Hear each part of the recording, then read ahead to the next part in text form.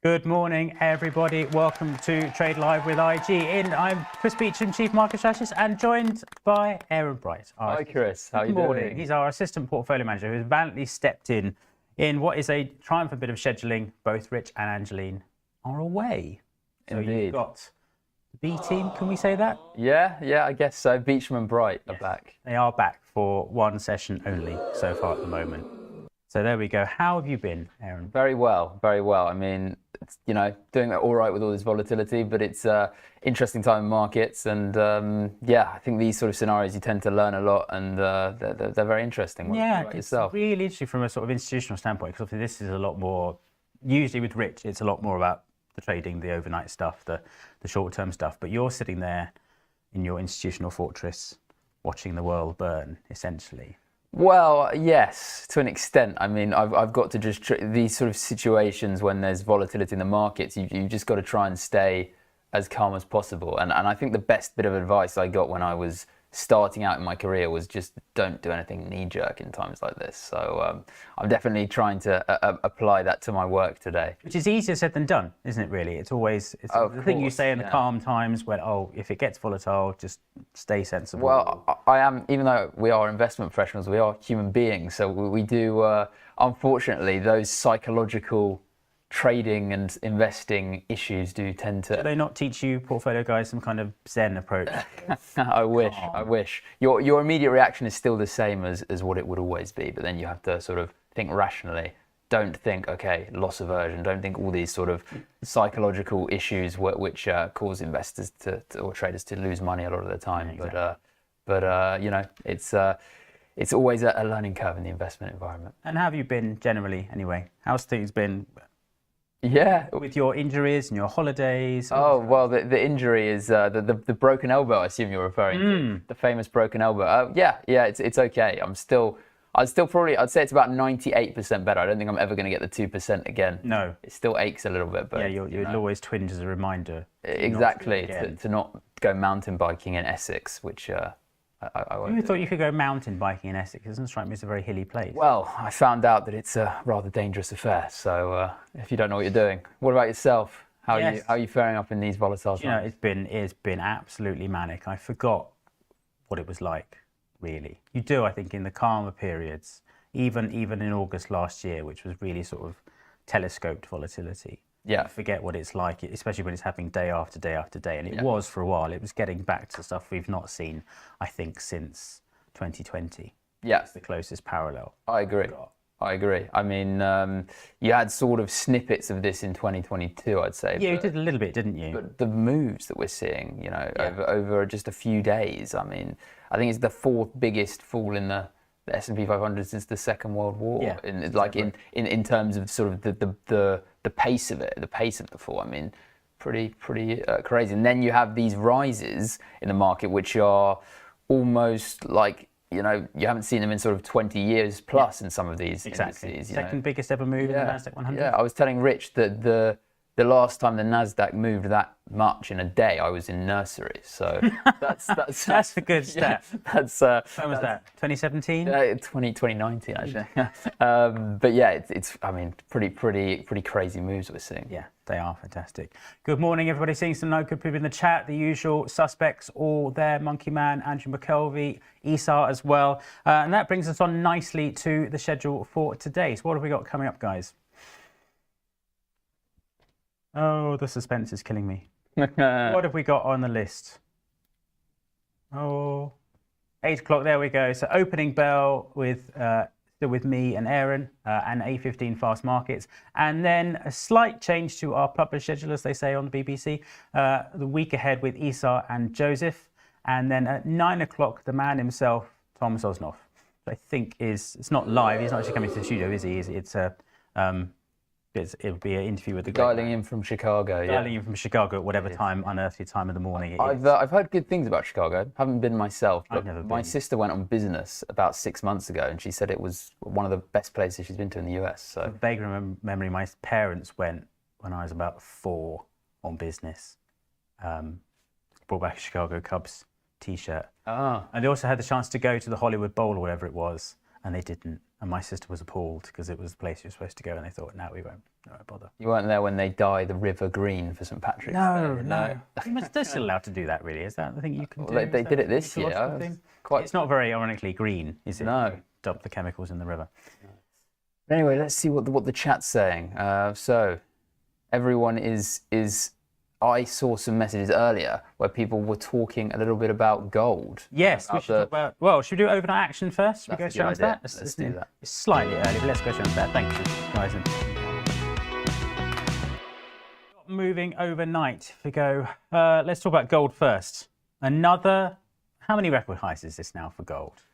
I mean, it's just relentless, really, I would say. Get this on a wider screen there. We're looking at sort of the moves in gold. I mean, I've seen so many charts about gold recently, and it's you're actually seeing sort of outperformance of many equity market indices over long periods as well. Yeah. So I think post 08, now I think the gold miner index, just given the really significant moves we've seen in the past couple of years, and bear in mind the gold miners is basically leveraged gold, right? So yeah. You get those big moves. Well, I always think they're better for investors because you get the gold exposure, but then you get the dividend that goes with it. Yeah. That would be my thinking. And the volatility. Yes. So yes. And the leverage aspect of the companies. So it's like any leverage. Well, even though there's no underlying leverage to it, it's a more volatile thing. And when it goes well, it can go really, really well for you. Yeah. But I was talking on this channel actually recently, saying how I was investing in these professionally in our portfolios where I previously worked because we couldn't access a physical gold ETC. So it worked as some really that year of it was 2022. So there was a really big rally to start with, and then it sort of came down quite sharply. So, but we got all the downside plus a little bit more. And if you look back to the historical performance where gold was, I remember presentations back in the mid 2010s saying, well, gold back below 1,000, that's where we're going to go. We're back down. We were nigh on the cusp of 1,000 early 2016. Yeah. And then just since then, it's just look at that long-term move. And it's just so interesting because I remember when it went to 2,000, people were saying, it's never going to go above this. Yeah. $2,000, it's crazy. This is so expensive. And now we're at 3.3. I mean, look at it, to drag some technical analysis in. Sorry to further it for you at this time of the morning. I know you haven't had your coffee yet, but I mean, this is the definition of resistance there for so long, from 2020 all the way through, just above 2,000. And that was kind of the ceiling. And it's another great example of when it goes, it really goes, isn't it? Because we've not looked back now for more than this is a year now. Probably this rally is now more than a year old. It is indeed. Happy birthday to this gold rally. Just fantastic. But as someone's saying, the 3,400 today, I mean, targets are being knocked out of the park across the board. Well, this is it. And I think with gold, it tends to do well during volatile times. And I don't think we're out of the volatility woods yet. No. For sure. Whether it's geopolitics, whether it's potential recession fears, whether it's just a general poor sentiment going on in the world, whether it's this new alleged Cold War we're in. Yeah. There's so much going on which is arguably supportive of the gold price, I guess you could say. And this is coming at a time when you've got inflation running not relatively high. I mean, look at UK inflation yesterday, dropped back a bit. US inflation is moving arguably in the right direction for the Fed at the moment. Yeah. And yet, it's not an inflation. It's the uncertainty, isn't it? Above target, I'll give it that, but it's not at a level where 2.4, 2.5% inflation. No one's going to complain too much about that unless you're, you've got to. I think the Chancellor still has to write a letter explaining why. They'll do that, don't they? Well, explain why inflation's above. But I think the governor will sort of understand that it's a bit of a tricky one. We're not in the era of low inflation. No, we're certainly not. Let's go on, of course, Nvidia. Yes, that was the fun one from last night.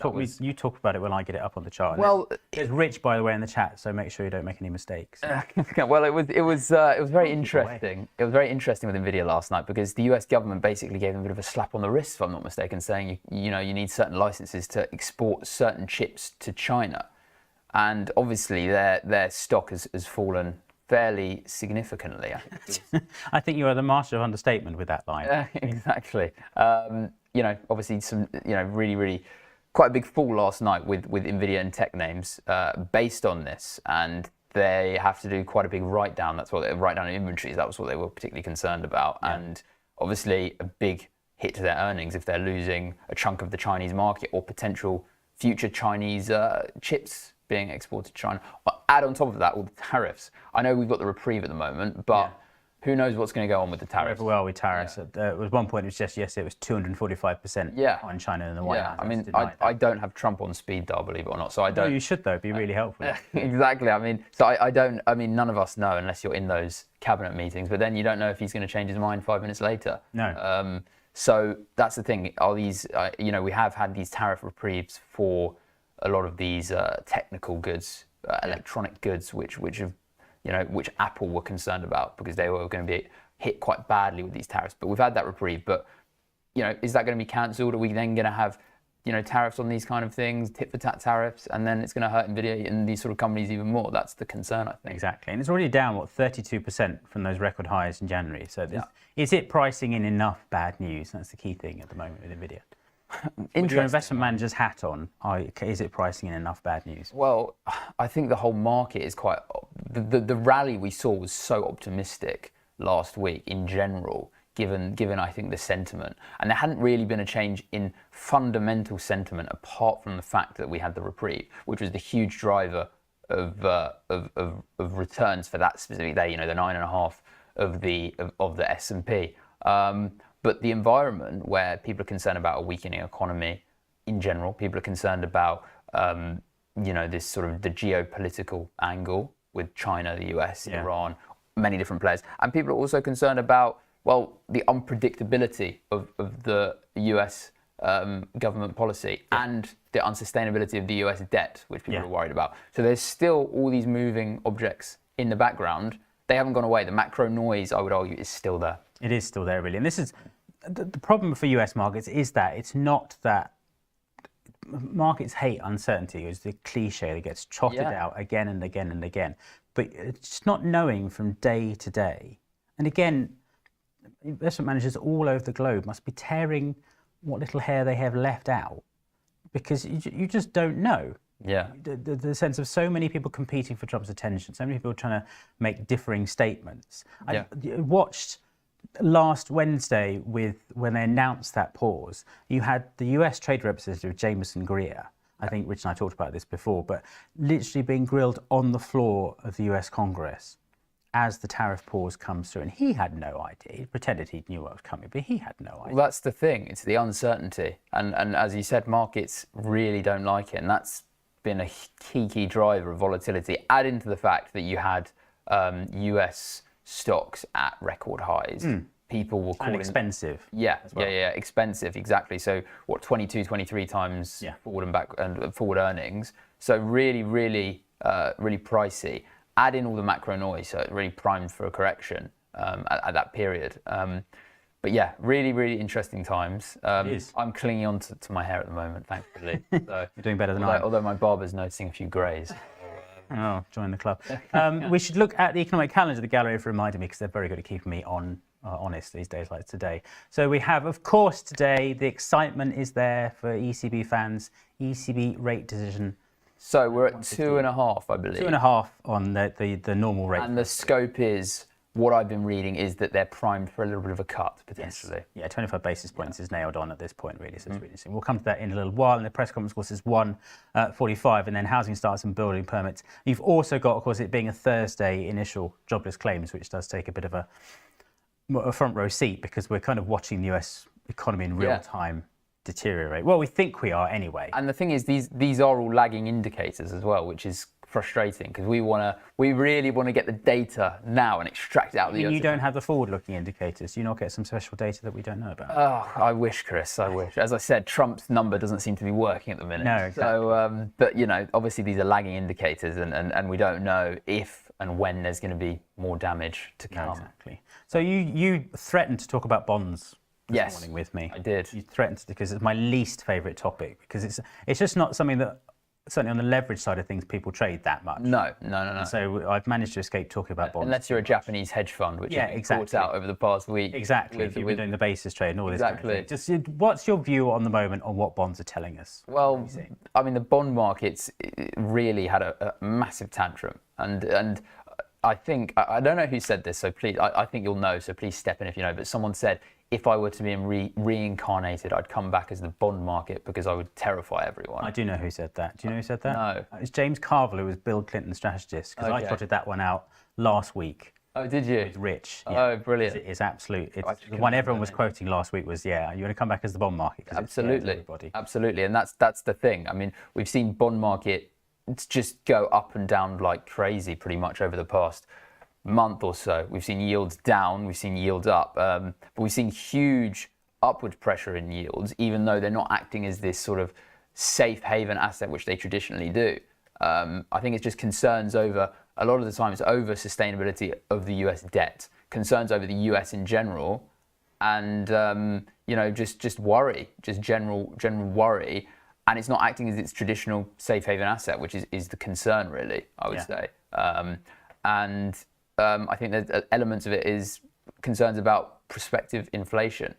Although what I will caveat about is that we have seen some equal moves, not quite the same magnitude, but we have seen some downside moves in yields, which is, means bond price are going up in some situations. So we saw that last night, same with gold, because we saw it act as a traditional safe haven asset again. But the problem is the volatility in the bond market. It's not being its traditional safe haven the whole time, and we are just seeing, concerns in the bond market, similar in a way to 2022, I would say, a little bit. I mean, that was inflation and interest rate related, but we saw get a chart up on screen for you to see. We saw, an increase in correlation between equities and bonds that year. And definitely we saw that throughout April, or throughout the first couple of weeks of April, where we saw them both sell off. Really. Exactly, and this is what we're seeing in this chart here. This one on the right hand side. There's big outflows you can see there in money markets and bonds, particularly. And this is,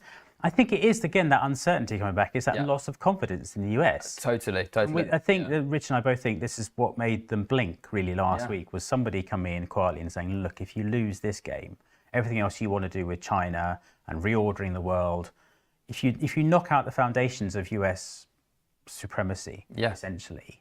And everything else goes with it. Absolutely, and I think with bond yields, the 10-year and the whole yield curve is really important for determining US mortgage rates.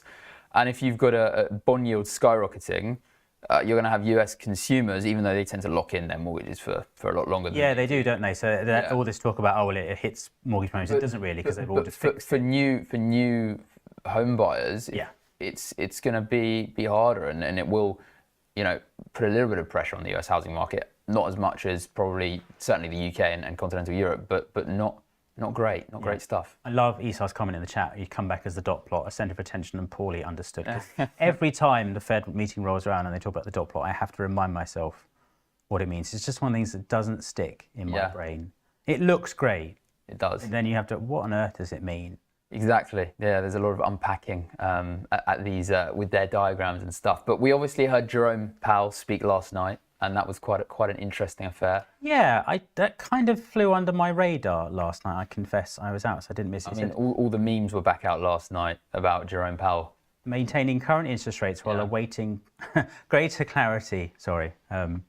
No. It's the thing, isn't it, really? We all need clarity. He basically confirmed that the Fed isn't going to get involved to boost markets. So can we expect a post from Trump today on that topic? Oh, I would imagine quite a fiery Truth Social comment. I mean, if I was a betting man, I would probably place a bet on Trump. Time to cut rates now, that kind of thing. Something like that, or criticising Powell saying rates too high with 10 exclamation marks. Look, we've already ruined the US economy. Why don't you cut rates? Surely that's the logic behind it. So that really interesting event last night in that sense, that we heard him speak, and we basically, he came out and said, don't expect the Fed not in those exact words, but don't expect the Fed to come to the rescue if you've got an ailing stock market. It's a different situation to where we were in 2020. It's a different situation to where we were in 2008. We've still got this lingering inflation, which he went on about as well. So Somebody in the chat, here's your moment. You've come. This Funky Gibbon says dot plot needs further explanation, please. Aaron, go on. Tell us what the dot plot is. Well, why we should care. I'm intrigued to see how Google explain the dot plot. So, or ChatGPT, he says, furiously googling it. I mean, it basically chart up on that one. The dot plot is it essentially shows the sort of probabilities and projections, I guess you could say, showing where things are likely to go. But it is each dot on that is a committee member, isn't it? Exactly. So it kind of gives you. I guess it gives a flavour. That's the best way of describing it without, sort of going into sort of the statistical side of it. It gives you a flavour of where rates look like they're going to end up. And is the committee particularly hawkish, particularly dovish, that kind exactly. of split down the middle. So each one of those is a person. If there's, for example, there's one guy there from, I don't know, this is December 2024, so things have changed since I'm just frankly Googling it. If you look by 2025, they were expecting rates to be around 3%. You get some really interesting pictures out of it where the dots are. They really come through. They're the equivalent, I think, of the Bank of England's infamous fan chart on inflation, which has the line where they think it is. So you can take that chart down now, guys. Where they think inflation is, and then there's a huge confidence interval either side, which basically says we haven't got a clue. Yeah, absolutely. It's what I tend to use the dot plot for is just looking, as I said, this sort of gives you a flavour of where things are heading in terms of monetary policy, and it's just quite interesting to see what they're predicting, because ultimately central banks are going to be quite data driven. I think Powell famously said that in 2022 when he gave sort of a kind of forward guidance of where things were going in terms of former US monetary policy back then, and then he got to a point where he said, look, I need to rely on the data now. So then people were looking data dependent. Exactly. Data dependent, that's the phrase, isn't it? Now we've got about 4 minutes for break, and we should talk about US-Iran oil prices. Can we do this in about 4 minutes? If you look at where we've got oil price on the chart there, guys, you can see another strong day for US crude oil yesterday. Now, what was that? Was that the basis of demand figures coming through? I think it was partly that. I think so, and probably I think I would imagine the tariff reprieve has helped a little bit in the sense that the outlook on the US economy doesn't look quite as bleak potentially if you have the 90-day reprieve and if it gets continued and so on and so forth. But we're still not at anywhere near where we were some months ago in terms of the crude price. Really down. Yeah, if you look at where we were. Significantly. Yeah. Even if you go back to sort of 2022, we were sort of, I think, touching $100 a barrel. Over $100. The post-Ukraine stuff. It was JP Morgan infamously said oil was going to $350 a barrel. Yeah. Crazy times. So, huge slide in oil price, and I think when we see oil come down that much, it's always a little bit of a concern. I think it's screaming recession in a way, isn't it, really? Yeah. The only thing that could really boost it, I suppose, is there was a report overnight about Israel keen to strike Iran, New York Times, and then Trump, in a rare guise as peacemaker, although he does want his Nobel Peace Prize, coming through and saying, let's talk first before we try something. I think that was a key driver. Yeah, definitely. I think that was, absolutely. So, look, that Middle East issue, I think, is going to linger for a while, when you've got concerns over sort of basically one country threatening another country in the region. There's potential for escalation, as we've seen pretty much since the end of 2023. Things can escalate extremely quickly in that region. I don't think that issue has been resolved yet, so that can also add to equity volatility. And you've got cuts from JP Morgan in terms of oil price forecast cutting to Brent to 66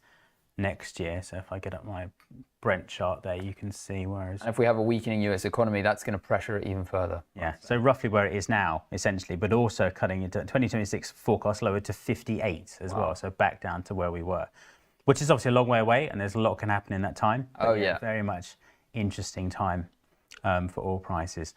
So that's busy times for markets. It is really extremely volatility busy. Not really back compared to last week. No. But obviously, if you compared the last couple of sort of days to the beginning of the year, it is quite volatile. But compared to last week, it isn't. It is. Yeah, I agree with that absolutely. I think we're so used to the past couple of years of a lack of distinct volatility apart from the carry trade. Yeah.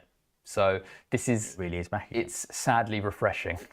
Yes, it certainly is. Interesting times. Good. I think that is Is that time for a break? I think that is. There we go. We're going to go for a 2-minute break and we'll see you in a couple of minutes.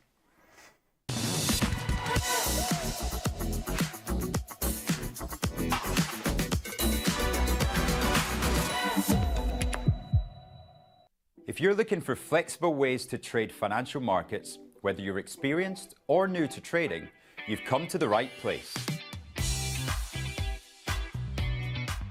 CFDs let you speculate on the price of financial instruments like shares, indices, forex, and commodities without actually owning them.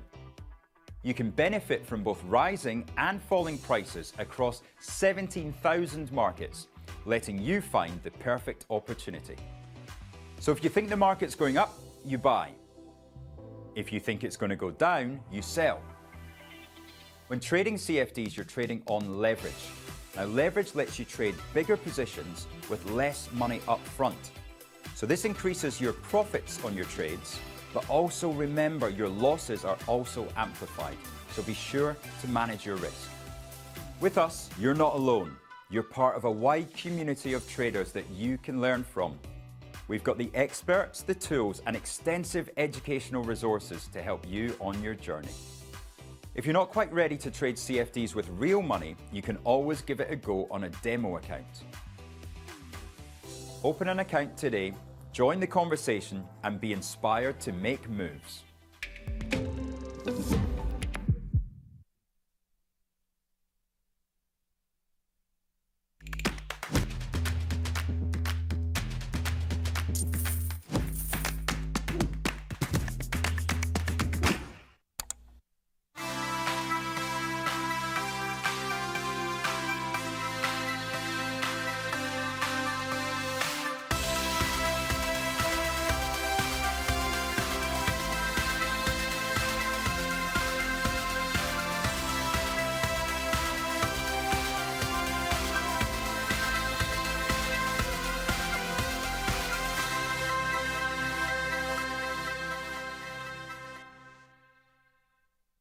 Watch Trade Live with IG weekdays from 7:30 a.m. on our brand new YouTube channel at Trade Live with IG. As well as the live show on our new YouTube, you will find our full beginner's course to trading options, daily YouTube shorts of all the action that happens after the show is finished, and Trade of the Week and Psychology of Markets. And don't forget to hit those like and subscribe buttons for more exclusive trading content.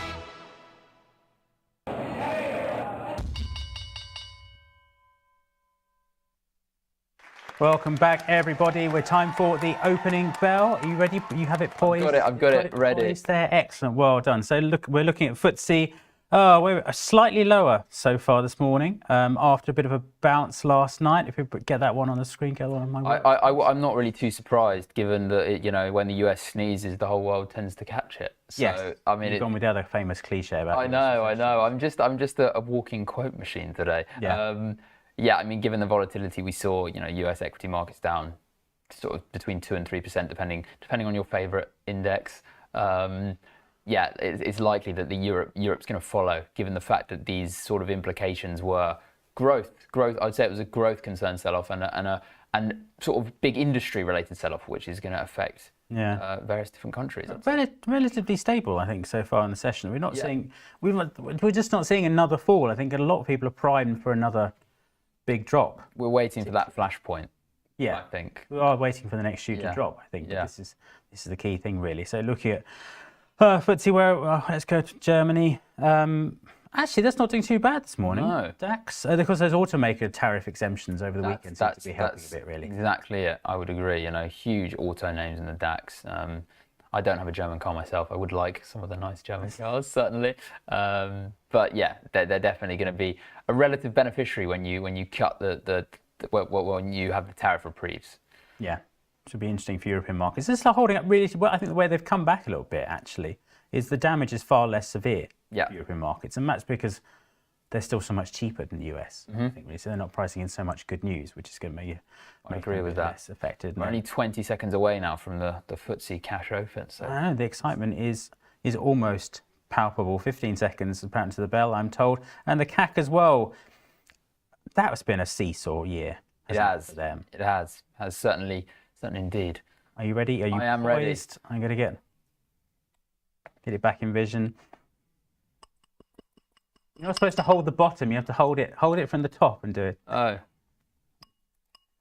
There you go. You've got to practice this. I know. Can you take that home with you over the weekend? Yes, long that's weekend and my practice the Easter opening revision. bell? Usually Okay, I'm used to the bells where you sort of go like that. You ring them like that. Let's see what we've got so far coming through this morning. Opening moves. NatWest up 0.4% so far this morning. Can you see that there? Yeah. What else have we got? M&G up 0.2%. Anglo American also up 0.1%. Oh, let's just do the fallers. Let's get this in the right order. There we go. Oof, Fresnillo.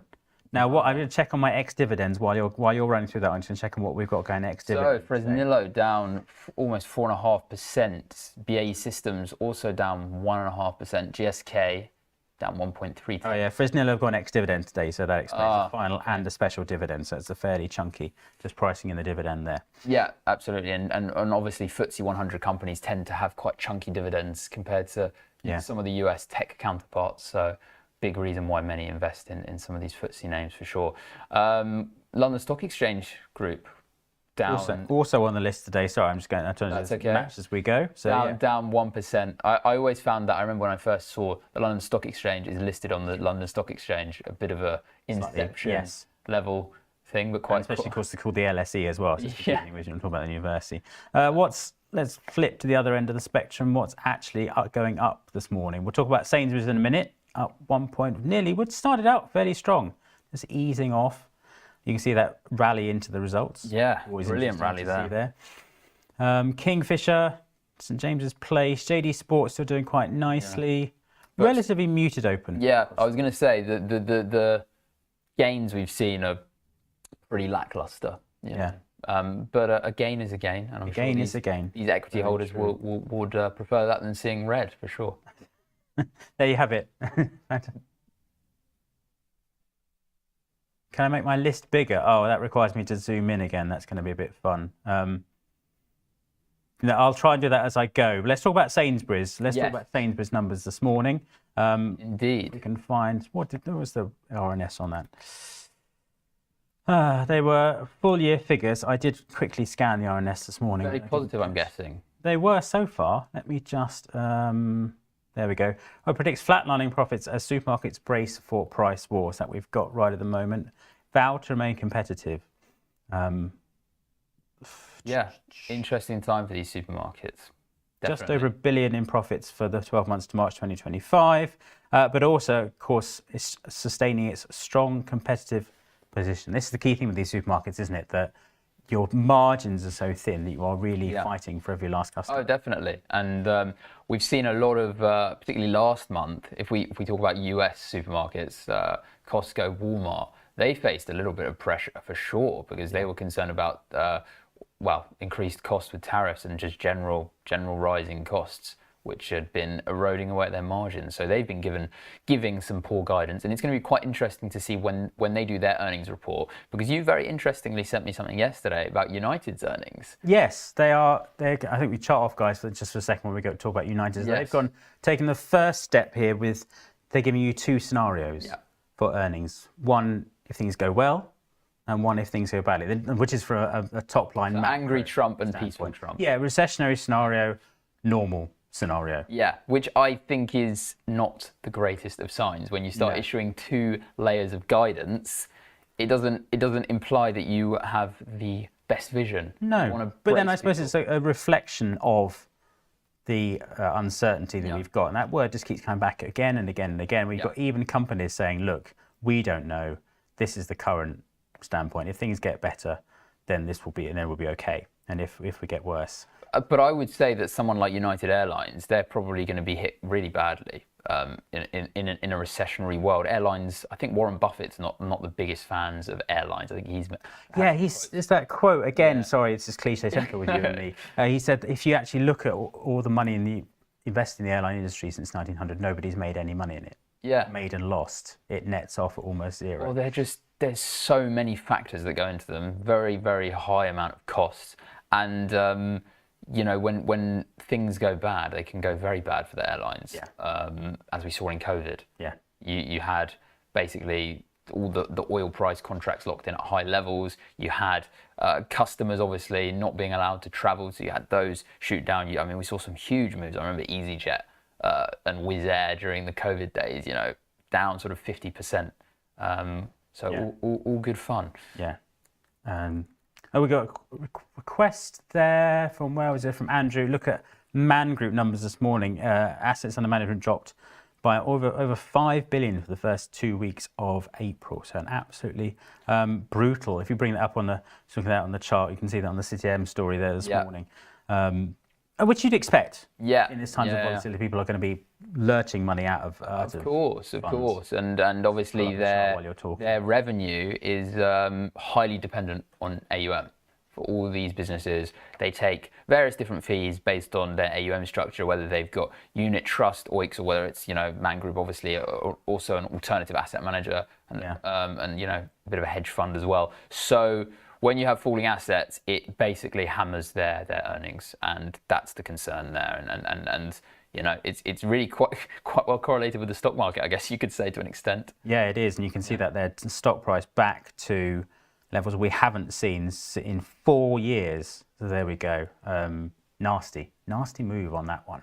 Absolutely.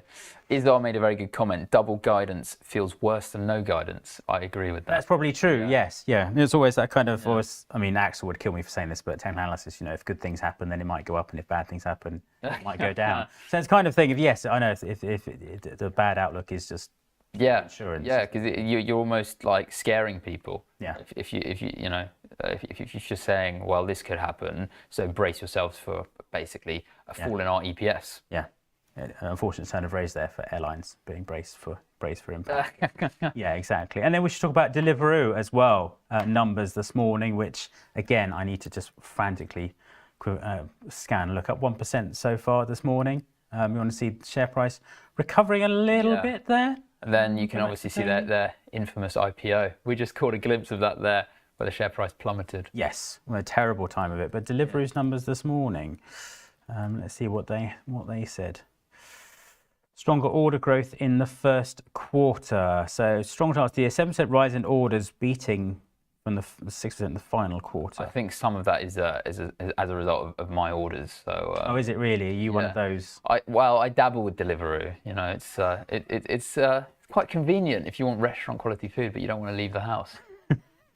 So this is the stuff they really pay for on this program, isn't it? Really? I'm part of their positive earnings, I guess.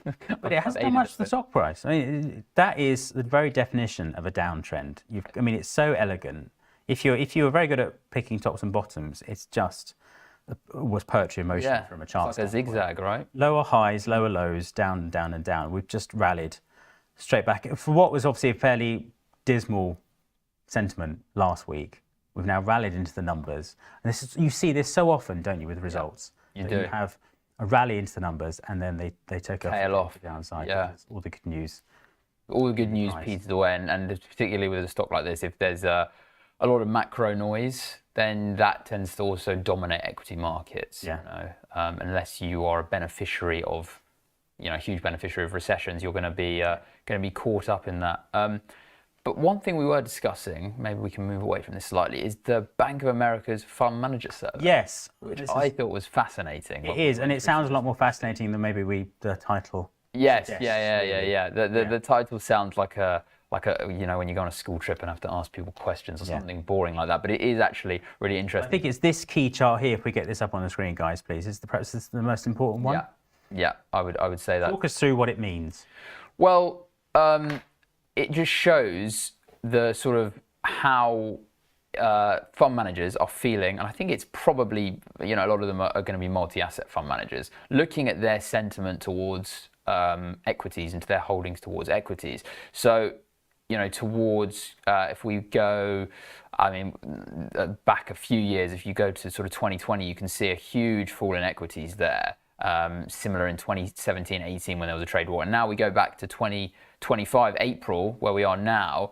The biggest fall looks like the biggest fall since 2001, even bigger. It's the black line is if you're sort of neutral on US exactly. equities. Above it is your overweight, so they're a bigger part of the portfolio. Underneath is underweight. We've gone from sort of comfortably overweight to very, very underweight. Yeah, the biggest 2-month move, I think they said it was, in the history of the survey, which takes us back to sort of 2000. Yeah, I think it's the fifth most bearish in 25 years, they were saying. Yeah. Which is a bit strange, I would say, just the magnitude and the speed at which this is sort of reversed, because, you know, Trump has been going on about these tariffs for a while, but I think the moves we've seen in markets have spooked even professional investors massively. We've gone from US exceptionalism, buy US, you need to be in the US because the earnings are great, the economy is great, to don't touch it with the barge pole. I'd rather, you know, stay in cash than actually do anything about being in the US. And that's the incredible thing, really, isn't it? And I think we're in the sort of only the first percentile or the 10th percentile of something of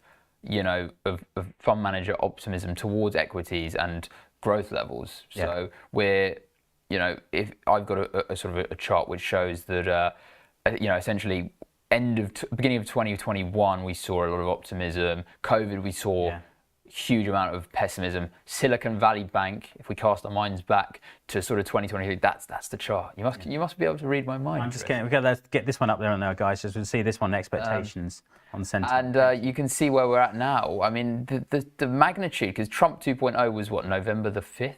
Yeah. And I mean, we're not, it's what, 6 months later, not even? It's the way sentiment has gone from such almost euphoria to predicting doom and gloom very quickly. Also doom and gloom to euphoria to doom and gloom again. Yeah. From Silicon Valley Bank, because that seems like yesterday. I mean, it was, you know, coming up to 2 years. But, you know, so rapid, these moves. And I think just really when professional money managers are so concerned, it is a bit of a worry, I'd say. It is really. And we're talking about copper, recessionary fears. We've got a question in chat about copper and see where we are on that one. Again, a great sort of Dr. Copper, as they call it, the great barometer of the global economy, which you might say is a bit old-fashioned these days in 2025. Look at those moves. Even so, there is that swan dive. Yeah. A huge turnaround. But then I think, is copper pricing in a recession yet? Or is it actually not yet fully factoring in the... Well, I think the rally we've seen is sort of, I mean, it's rallied quite strongly in the past couple of weeks. So, look, if there's, you know, continuing concerns over the US economy, I think there's probably, you know, potentially a way to go downwards for copper. Yeah. I mean, don't know if you feel that way as well. I think this is the FT's point earlier in the week, is that US equities just aren't pricing in a proper We're now recession 5,400, 5,300 in the S&P. Yeah. I mean, that's not sort of particularly doom and gloom. No, and still trading on a reasonably expensive relative to above, it's above I think the 20-year average. Yeah. Given the macro noise, shouldn't really be, probably. And this is the thing. If you do have a proper recession, a good old-fashioned recession, there is an awfully long way potentially to go. To the downside. Oh, absolutely, absolutely. If we talk about this, pull up the chart while I'm just talking, because here we are, 53.20. Yeah, I mean, massive moves, massive moves. That huge sell-off, then that quick recovery. We were, we were below 5,000 for a brief period. And we've had our, you'll love this, of course, we've had our death cross. Our death cross, Death cross it sounds just as horrific as it actually is. Yes. But it's when the 50-day average falls below the longer-term average. Falls below the 200, So essentially average, it's a reflective of declines in price. But of course, if you go back to 2022, if my chart will behave itself. Yes, we were discussing this the other day. It was your death cross then, and you because moving averages are so lagging, or they can. This one we had here, you were already down a lot, and yes, it continued to fall a bit, and then you had a huge rally, which suggested things weren't as bad. And then again in August, we had a big bear market rally, and I remember this one from the bond side of things, where yield spreads, which is the difference between sort of a higher yielding bond like a corporate bond and a government bond, they narrowed really quickly, which tends to show sort of bullishness, because when bond yields down, people are buying high yield bonds, they want to take on risk. And we're thinking, why are yield spreads so tight, which means that the difference is so low? They shouldn't be at this point of time, because the economy at that point of time wasn't going through the best of times. There was concerns about lingering inflation, and there was concerns about pretty much everything going on with interest rates as well. So, and then we saw an immediate reversal of basically risk, as you can see. where the second zero is for that 500 actually. Yeah, perfectly it was aligned. huge. But you had these huge bounces, huge rallies, and that's what you get in bear markets. And indeed, when you're, as I think it was Paul Tudor Jones, bad things happen below the 200-day moving average. Of course, yeah. But in both directions. Yeah. So the volatility is a given. That's why you often see the best days in the market and the worst days in the market Indeed. tend to occur right next to each other Yeah. until things just settle down again. I agree. Yeah, But we've had the death cross, but it's not necessarily a sign that it will go straight down from here. yeah, absolutely. And I think it's a really interesting advertisement, I'd say, the past month, that, you know, for long-term investors to just sort of keep your nerve a bit. Because, I mean, they always talk about missing the best days in the market. And I wonder how many people missed that 9.5% daily rally in the S&P 500 because they couldn't cope with the volatility, even if they had the time horizon, and they just wanted to cut their losses and say, I don't like this, it's making me sad, rather than thinking, I've got That's one word for it anyway. yeah, I've got another 5 years, Yeah. you know, I can wait it out, and you would have missed a huge You end up rally. just sort of chasing your own tail, don't you? Because it sells off, so you get out of the market, and then it rallies, so you get back in again, and then it sells off again. Exactly, and what was so interesting about that rally was it was, I think, pretty much bigger than the, I think, 100-year compounded annual growth rate of the index. Because I think that's around 9% a year if you annualize it, and we had 9.5% in a day. In a day. So, And how you're supposed to trade that, let alone invest in that kind of thing. yeah, so that's why it's you know, often wise to stay invested, because you can miss these things, and that's, you know, an annualized loss of a year essentially. Yeah, it just gets burnt away, really. Absolutely, yeah. So I think that's the risk, is that you then see these big short-term rallies, but doesn't change the overall short-term, the medium-term trend, shall we say. If we're going towards recession, then we could see this is just the beginning. Definitely. And we've got some other blockbuster earnings out. I think Netflix is tonight. We should talk about that just after the break. I think we'll break coming up in a minute or so. But yeah, we'll talk about Netflix earnings season getting into its stride, really, because we had banks this week, didn't we, already? Yeah. We always start with the banks, then it goes on to sort of the bigger tech names. Yeah. Now, they had quite a good time, actually, because the volatility did wonders for their trading revenue. It did indeed, although they were hit really, really badly over the past couple of weeks, 3 weeks or so. I think HSBC, JP Morgan, all those ones having really steep sell-offs. But interesting to see, and also earnings are naturally always going to be backward looking. Yes, and this is the key thing. It's always everyone saying, well, we don't really care about the earnings at the moment. It's the outlook. Absolutely. It's this guidance, and are we going to get double guidance? Yeah, how many people follow United? Good scenarios and bad scenarios. And it's on the screen. That's the XLF, the Financial Sector Spider ETF that tracks the sector itself, and you can see that awful period they've had. Really nasty period, absolutely. Yeah, after what has been actually probably their best period since 08, I'd say. Yeah, you had a fantastic run for the sector. So in some ways, they were just due an awful period. Yeah. Which is the kind of trite thing I tend to say at times like this, because it's gone up a lot, therefore it has to go down a lot, or at least go sideways, really. Yeah, back in vision on that one. And I think we are ready to go for a break on that, and then we'll talk about Netflix in fast Looking markets. forward to it. See you in a sec. Watch Trade Live with IG weekdays from 7:30 a.m. on our brand new YouTube channel at Trade Live with IG. As well as the live show on our new YouTube, you will find our full beginner's course to trading options, daily YouTube shorts of all the action that happens after the show is finished, and Trade of the Week and Psychology of Markets.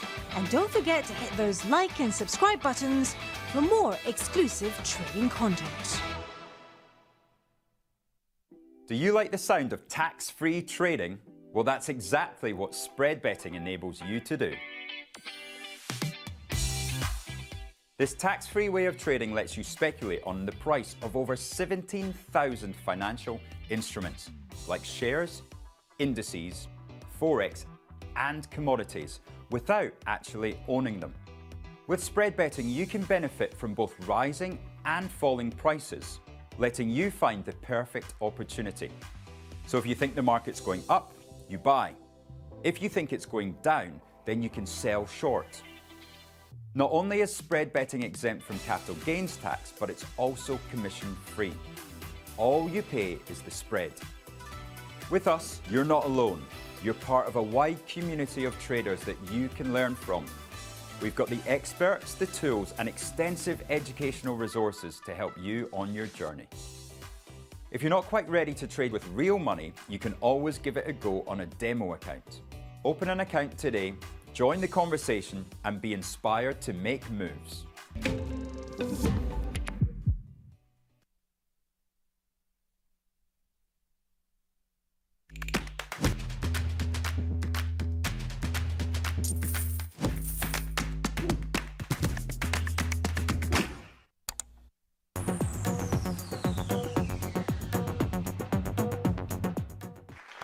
Welcome back, everybody, to Fast Markets. If you've got any suggestions you want us to cover in the short time we have, do pop them in the chat. But Aaron, of course, it is time for drum roll. Where's my drum roll gallery? Oh, you don't have it. I'll do it myself. Do everything yourself. Netflix earnings tonight. The first of the big. Oh, we got a sigh. The first of the big tech earnings. Indeed, indeed. And I would argue, as many analysts have been arguing about Netflix, is that they are one of the best positioned for this sort of scenario, because they've got a really strong subscription model. Yeah. Are they the non-tariff guy in the Magnificent Seven? Or well, yes, I would say so. I mean, I don't know if there's going to be censorship in some of their titles in different countries, but yeah, I mean, I would say that they're one of the best positioned big tech names amid this uncertain economic environment. Yeah. Their strong subscription model, and you've got always big names coming out on there, so people will sort of lurch to a a particular film or a TV show. It will dominate the headlines. I mean, we've had was it not Euphoria? What was it? The one recently, Adolescence. That's the one. Have you watched it? I haven't actually. You've not watched it? Have you watched it? No, I've not watched it. So I've been told by many people that I should watch it. Okay. So pricing an 8.5% move for Netflix, by the way, everybody. Yeah, exactly. And I think if we look at where Netflix has gone this year, it's up actually. Yeah, it is. So really, really strong relative outperformance of Netflix. It's a tariff safe haven then. Indeed. Yeah. So yeah, really interesting one. They're expecting obviously an increase in their earnings per share of something like 40 cents per share. Okay. So 5.68 there. I think they're expecting compared to 5.28 last year. Okay. And let's talk about Amazon, of course, fresh from Jeff Bezos's. Yeah, I mean, Amazon's a bit of a weird one. I mean, I would say it's probably quite susceptible to all this sort of macro. Well, it's essentially, again, a leverage play on US consumers. It is, really, yeah. If you think about it. Plus all their cloud computing business as well. But definitely the retail side, really, really interesting analysis that it's, they said it was this sort of leverage play. Going to be interesting to see their guidance, I think, because obviously, no tariffs have been baked into any of their earnings, but I'm really looking to see what. Well, is Bezos not CEO anymore, is he? No, but it's full of obviously stuff that's imported from China. Of course, so it's going to start. Through. So you'd be bound to get a reference. I think I don't know when their earnings are. They're not next week. I think they're the following week. Yeah, a few of them are delayed as well, as I've noticed. Push the dates back. I think they're writing up their 5 different guidance scenarios depending on the macro. How many can we do? Yes, we do 2. 2's not enough. We need more than 2. So I think it's going to be super interesting in the sense of what is their guidance going to be, because their earnings might be strong given the fact that we're coming on from a quarter which, I mean, hasn't been too crazy. Things seem to be going okay last quarter, relatively speaking. We've had inflation come down a bit. But yeah, really interesting to see what their guidance is. I mean, how would you say? What would you say about that? It could be the key thing, really, is how much they get factored in. I mean, last quarter, not too much went on in terms of negative macro. I mean, there was the odd poor report of something, but we're not. We're not in a period where it's like jobs are being slashed left, right, and centre. I think the key with this earnings season, we'll just skip on to Uber as well. But the key thing with earnings season is that this is where we don't get the bad news. I think it's almost this earnings season, apart from the outlooks, isn't very important. I might be wrong here, but it's going to be next June.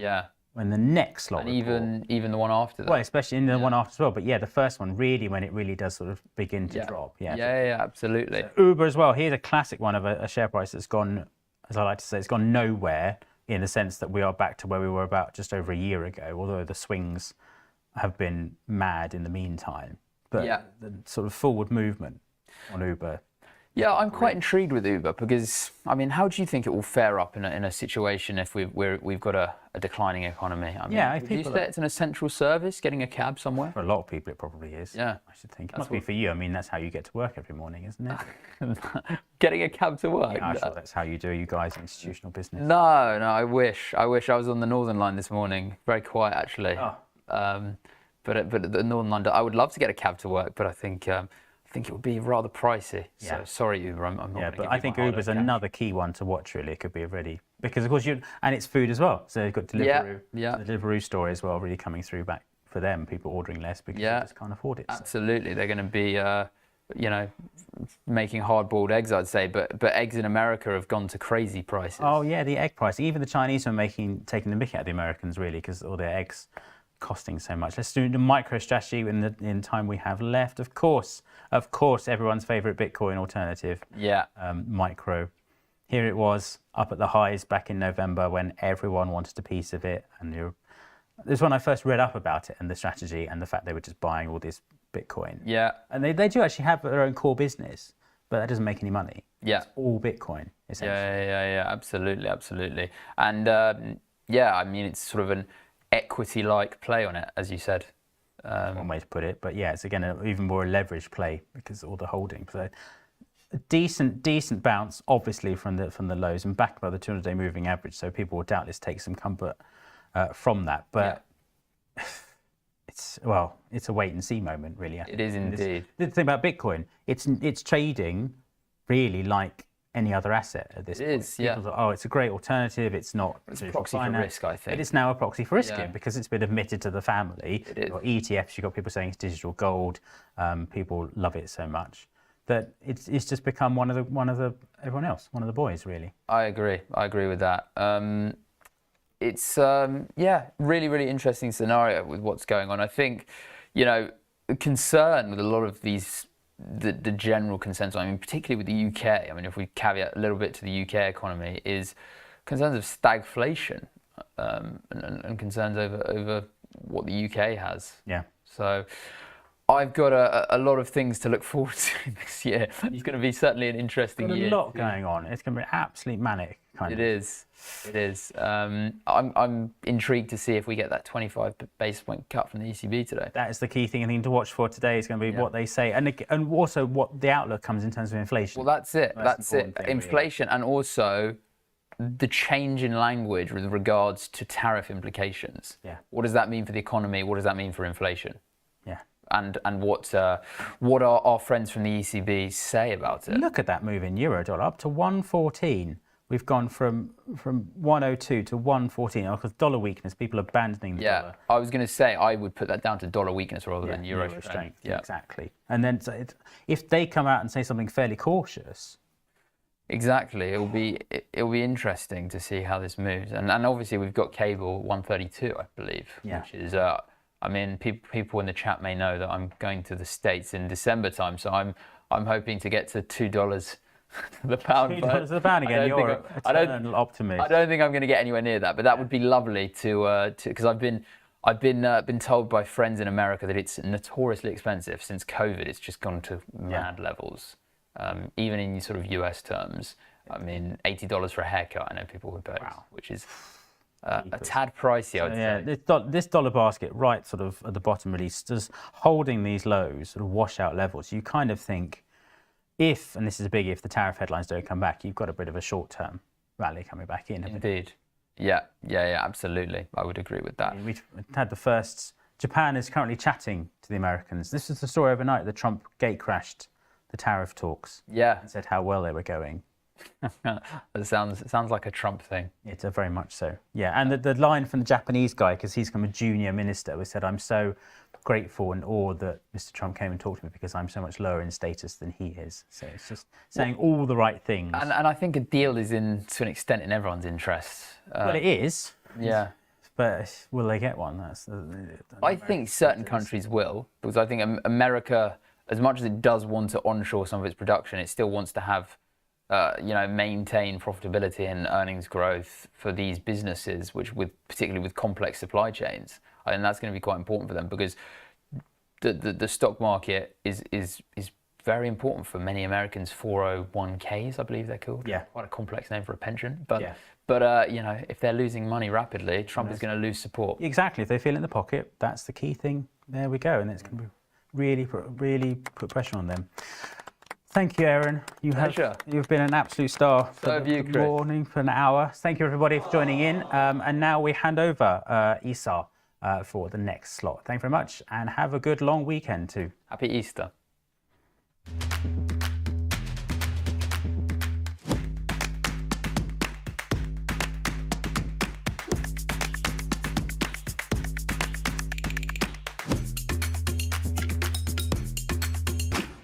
Welcome to the exciting world of options trading. If you're looking to add a new dimension to your trading strategy, you're in the right place.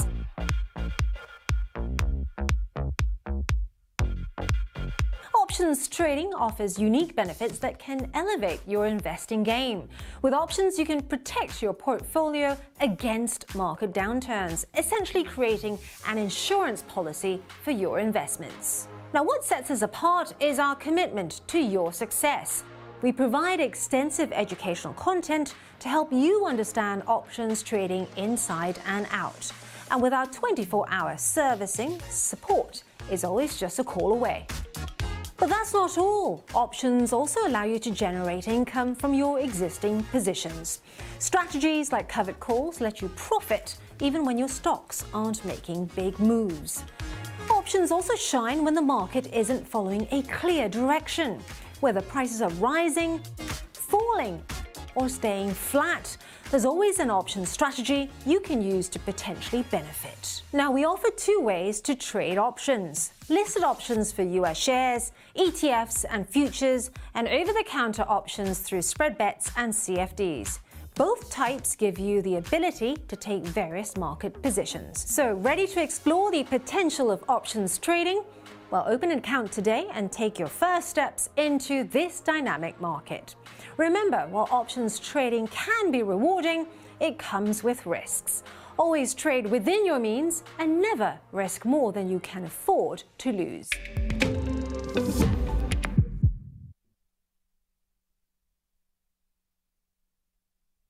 Watch Trade Live with IG weekdays from 7:30 a.m. on our brand new YouTube channel at Trade Live with IG. As well as the live show on our new YouTube, you will find our full beginner's course to trading options, daily YouTube shorts of all the action that happens after the show is finished, and Trade of the Week and Psychology of Markets. And don't forget to hit those like and subscribe buttons for more exclusive trading content.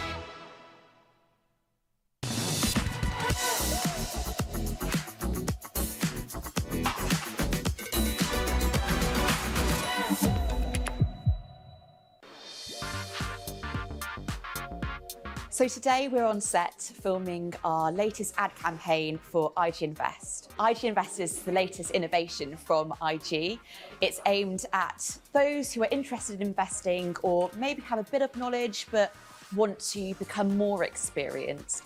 And what we've done is created a really beautiful, easy to use app, and now we've got to publicise it, and that's what we're doing today and trying to capture. So we worked on this ad campaign with Otherway, who are our creative agency. And what we really wanted to do is think about breaking down the barriers to investing. And so we wanted to think of an idea that was playful, fun, but also inspired empowerment. So essentially, look, a lot of financial advertising can be quite dry, a little bit kind of wallpapery. And I think the idea was just to create something that was really eye-catching and kind of use that distinctive IG red, but put it in this really interesting metaphorical space where investors felt really kind of calm and kind of very effortless in what they're doing. So my work is colorful, it's poppy, it's quite surreal, and I think this is one of the projects that is a perfect match. It's really nice to have a company that's very brave in their approach, and I think as a creative, as a potential target audience of the whole thing, I think it's going to work very well. There were too many people to name who've worked on this project. You know, at IG, it's really important that we move at pace, whilst delivering really high quality work. So we've had to have the best brains in the business on this one, and we really hope that you like the result. It's been a real pleasure working with IG. I think ultimately as a brand, they're really keen to push things and kind of take the financial kind of advertising space somewhere slightly more interesting. So it's been a real joy for us to work with them and help them kind of get there on their journey.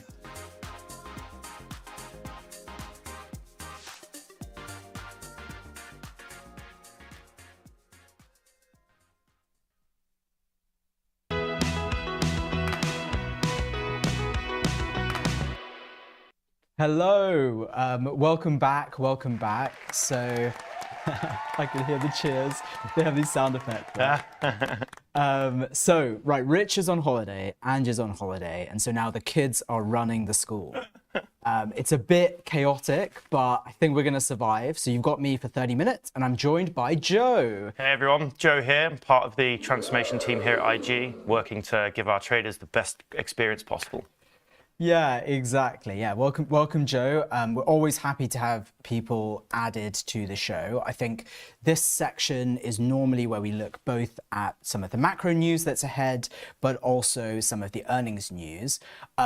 We actually saw the macro news last time, just before the break, and it is a dead week for macro. There is almost nothing interesting going on, and so we're going to really just focus in on earnings. So if we start with some of what's happening today, and then we move to next week afterwards.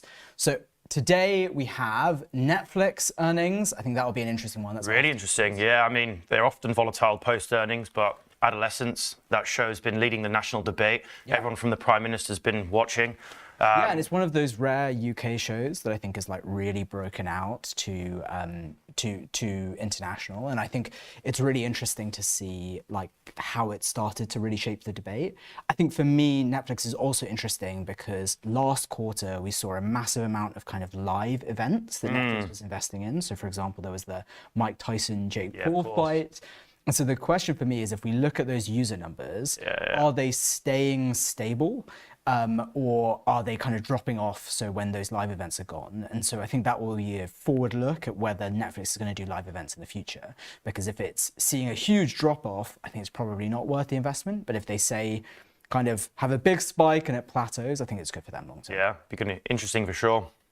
Cool. Okay, what else have we got? So today we've got Hermes, we've got L'Oreal, we have Amex. I think Amex is maybe interesting. We've got some of the payment providers over the next couple of days, and that always shows a strong kind of indication of how consumers are feeling. But maybe let's start looking further ahead. While I pull that up, let's see what's coming in the chat. Monkey Man has said, as the adults aren't here, can you give your opinion on Vodafone?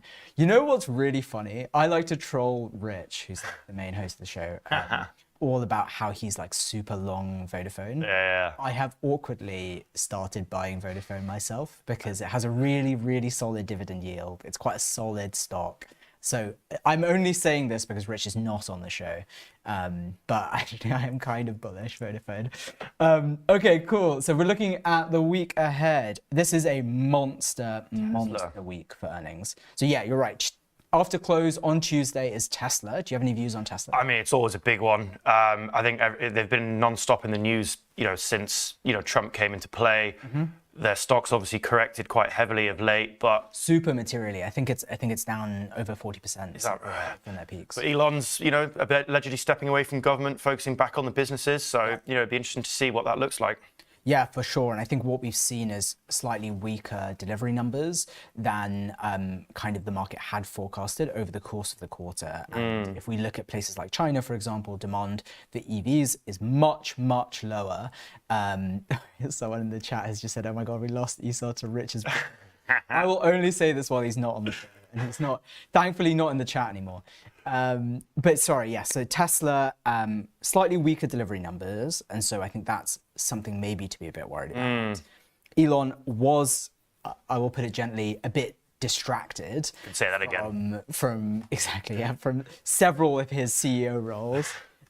with the government work. I think the other thing that's interesting is looking at some of the demand for EVs. So I think China is like really pushing for quite an aggressive domestic EV market.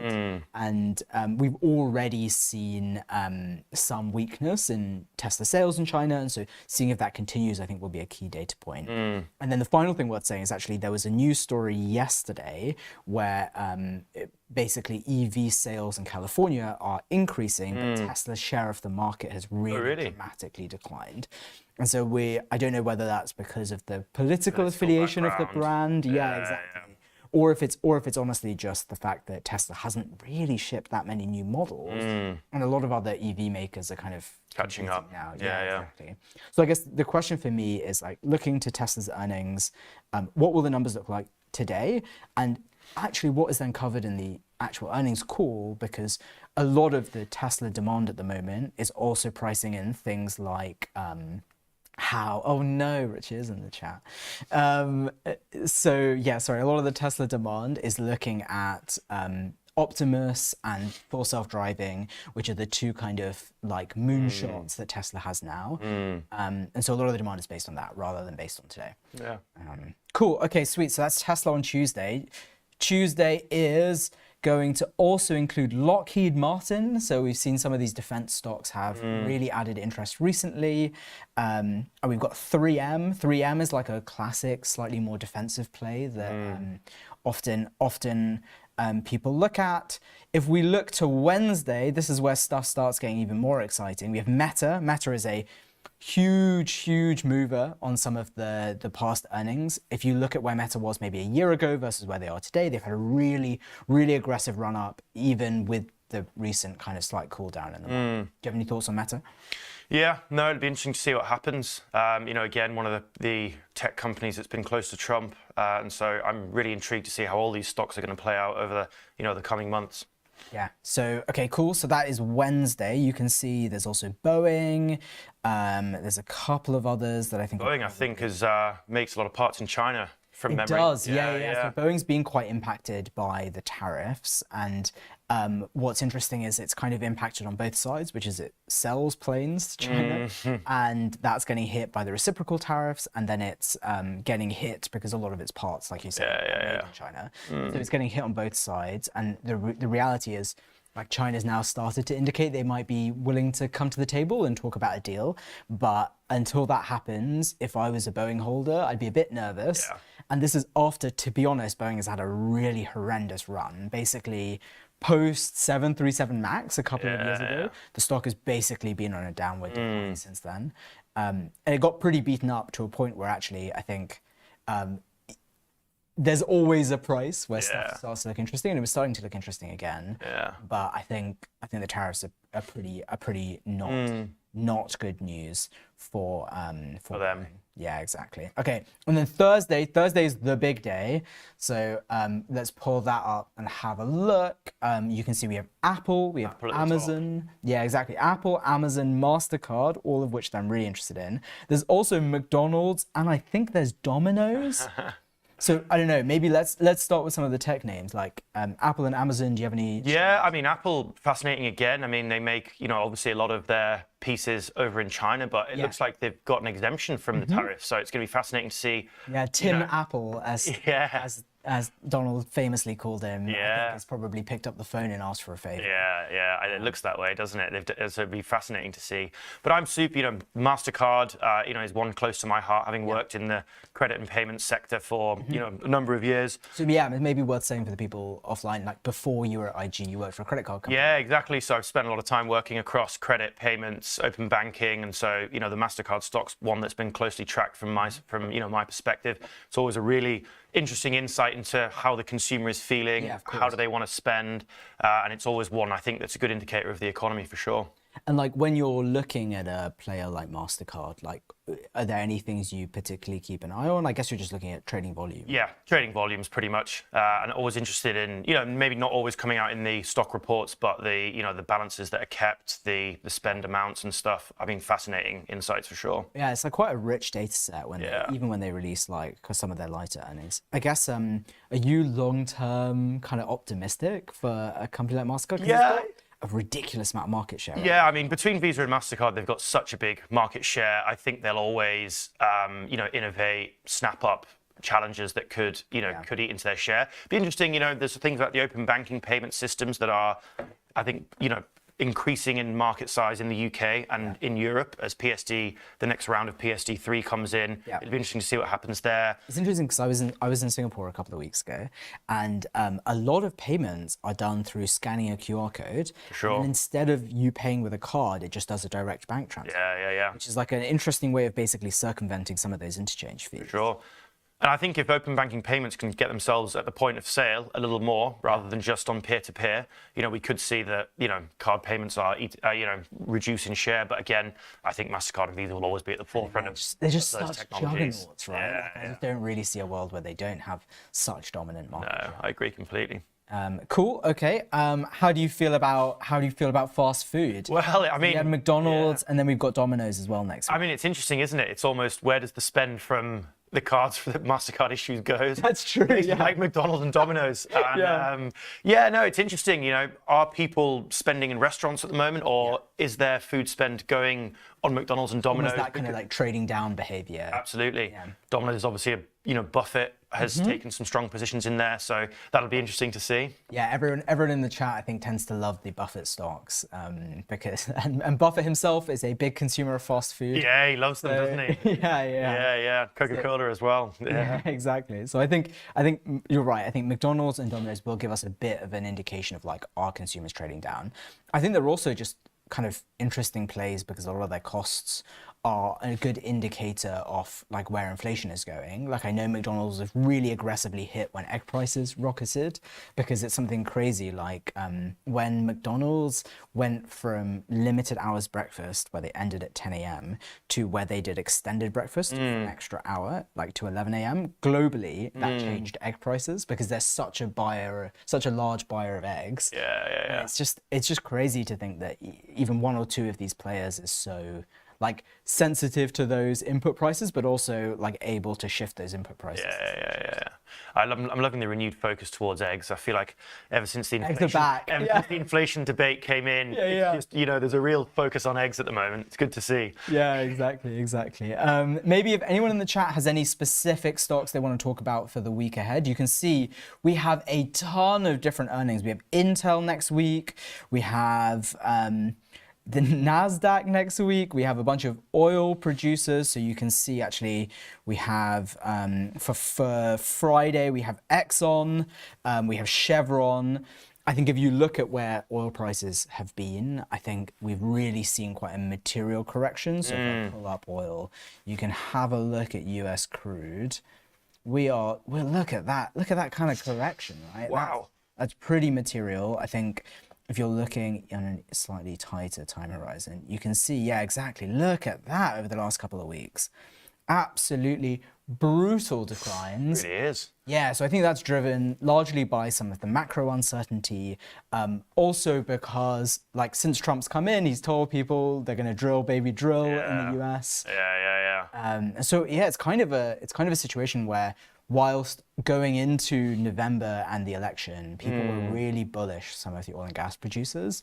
I think as Trump has actually landed, it's been a real example of kind of buy the rumor, sell the news. Like all the news stuff that's coming out has been pretty material in terms of direction. Okay, let's have a quick look at the chat. So we're having discussions about Amazon and discussions about Tesla. So maybe let's spend a little more time on those two. So we didn't really talk about Amazon because Amazon was covered in the segment before, but do you have any views on like how Amazon is going to kind of... Well, I mean, just looking again at the political situation, Temu, a big competitor based out of China. I'm going to be fascinated to see, is there a shift away from Temu towards Amazon? That'll be interesting to see. What do you think? It's a tricky one, right? Because I think there's like the two sides of it. So one of their major competitors for cheap products is basically going to get super whacked, like really aggressively by these tariffs. Yeah. I think with Temu gone, there's like demand that is going to get displaced somewhere. I think the flip side is actually a lot of the goods on Amazon are from China. Yeah. And so there's this kind yeah. of horrible, like, I don't know which direction they're going to go down. Yeah. I wouldn't be too surprised if Amazon is actually a beneficiary of some of these tariffs, just because a lot of US manufacturers do actually kind of list their stuff on Amazon. We've also got some appetite to talk about Tesla. I think we spoke a little bit about some weakness in the delivery numbers. I think if I was a Tesla bull, I think a lot of the bull case is on the long-term upside that might come from full self-driving. Yeah. It's been teased for a really long time and it just hasn't materialized yet. And you're seeing companies like Waymo or Wave like make real progress. Like Waymo is now in at least 3 cities in the US, and they're looking at places like Japan to expand. So I don't know. I think to me, a lot of the Tesla bull case relies quite heavily on that full self-driving. And so I think that's what I'm listening for in earnings. Like, when do they think it's coming? When do they think new models are coming? They have a robo-taxi that they're looking at. Is that a pipe dream, or is that something that's kind of more close to reality? And I think it's going to be fascinating as well. You know, you look at when the first batch of tariffs were announced on Canada, the first thing the Canadians looked at were, okay, how can we, counteract against Musk businesses, right? Yeah. And people were burning their Teslas. Yeah, and so it's going to be fascinating. Governments around the world, as they potentially retaliate to tariffs and look to negotiate with Americans. They want to hit them where it hurts. They want to hit, Trump's closest advisors. So it's going to be fascinating to see how Tesla plays into that. It definitely is interesting. And I think Elon seems to have taken a bit of a step back from his government role. But actually, I don't know. It's hard to know how much time that was taking up. Yeah. He's also got SpaceX, which is actually doing really well, especially with Starlink. And I don't know, if I was a Tesla investor, like, Elon is like a key part of the investment thesis. Yeah. And trying to make sure he's like focused and locked in Yeah. is really, really important to the bull case. And you look at it the other way, I mean, their brand has gone through the roof. Everybody knows what a Tesla is now, even people who weren't interested before. I guess even bad news is good news. Yeah, exactly. And, it's definitely got them to the forefront of the conversation. Yeah, I think it'll be interesting to see if there's like kind of weird side effects with some of the deal negotiations. So like we're in the UK, right? The demand for Baidu cars and BYD cars has like really been increasing recently. There's like, you can see there's showrooms in London now showing these fancy BYD cars, and I think there might be a question, like, if we're trying to cut a deal with the US, will they require us to have barriers to trade, for example, with Chinese car manufacturers, to open up trade with the US car manufacturers? And so I think weirdly, Tesla earnings, I think, are going to be interesting and useful, but actually a lot of the Tesla story is not happening within the earnings lens. It's happening within the kind of macro tariff. And it's interesting, one of the knock-on effects of the tariffs on cars is, the British government looks like it's going to loosen the requirements around electric vehicle production in this country. So again, how does that sort of knock-on effect look at a company like Tesla? Yeah, totally. So we had a question about defense stocks. I think, like we said, we have a couple of big defense stocks coming next week. So we've got Raytheon and we've got Lockheed, we've got Northrop Grumman. A lot of these kind of defense players have been a bit of the beneficiary of global tensions over the last kind of period of time. I think Trump is now putting pressure on some of those European players. Germany, I mean, great example of a country that's announced a huge program of expenditure in this area, right? Yeah, and I think there's a question around how much the beneficiaries of that will be domestic producers versus international producers. But I think it can't hurt if you're a Raytheon shareholder or a Lockheed shareholder. Angie, who another one of our like regular hosts, has been a huge bull on defense stocks. I don't have a defense position, but like I can totally see the reasons for maybe why you would be bullish at this point. Okay, cool. Let's have one final check-in on the chat, and then we will probably start to wrap this section. Give me back to the adults. Yeah, well, exactly. Yeah, Tom is definitely an adult, so as soon as we play that'll be good. Any UK stocks of interest next week? I think next week, to be honest, is largely a US stock week rather than a UK stock week, but there are a couple of small players that are interesting. Like a small example, if we filter for the UK, Let's get rid of Americas and Euro area and focus in on the UK. You can see that we have Aon is like a relatively big player. You have Willis Towers Watson, who are like a payment benchmarking provider, and they do a bunch of other things. But it's a very quiet week for the UK at this point. So I think all the interesting news is really happening in the US. We had, if we pull off the screen and have a look at the chat again, we've got Funky Gibbon says Elon now needs to step away from Tesla completely. I think that is not likely to happen. I think it's not likely to happen, but it is a view that a lot of people. Yeah. I think if you look at a lot of his shareholders, they are very loyal, and so I think we're unlikely to see shareholder pressure to do that. David, I think, is making a good point here, which is that full self-driving has been months away for years. I think it's always it's like what is it? It's just coming. Yeah, it's like back me. Is it nuclear fission? It's like always a couple of years away. Yeah. So okay, cool. And then there's a final ask, which is to look at some of the ex-dividend. So you can have a look and see that we've got BNY Mellon, that's following some of the bank earnings over the last week.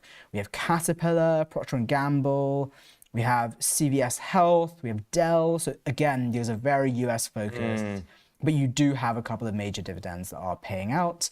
I think if you really want those chunky dividends though, you're probably wanting to look at the UK instead. So maybe a quieter week from the UK side. Okay, cool. So those are the earnings for the week ahead. I am going to leave you guys shortly, and so is Joe. But we're going to leave you in the very, very competent hands of Tom Sosnoff, who has a recorded interview that I haven't seen yet, but I've had really strong things. Nice. So I will be definitely dialing in to watch that. Fabulous. Thank you very much, everyone. I hope you all have a lovely Easter. We are back on Tuesday, so have a great long weekend. Thanks all. Watch Trade Live with IG weekdays from 7:30 a.m. on our brand new YouTube channel at Trade Live with IG. As well as the live show on our new YouTube, you will find our full beginner's course to trading options, daily YouTube shorts of all the action that happens after the show's finished, and Trade of the Week and Psychology of Markets. And don't forget to hit those like and subscribe buttons for more exclusive trading content. Do you like the sound of tax-free trading? Well, that's exactly what spread betting enables you to do. This tax-free way of trading lets you speculate on the price of over 17,000 financial instruments, like shares, indices, forex, and commodities, without actually owning them. With spread betting, you can benefit from both rising and falling prices, letting you find the perfect opportunity. So if you think the market's going up, you buy. If you think it's going down, then you can sell short.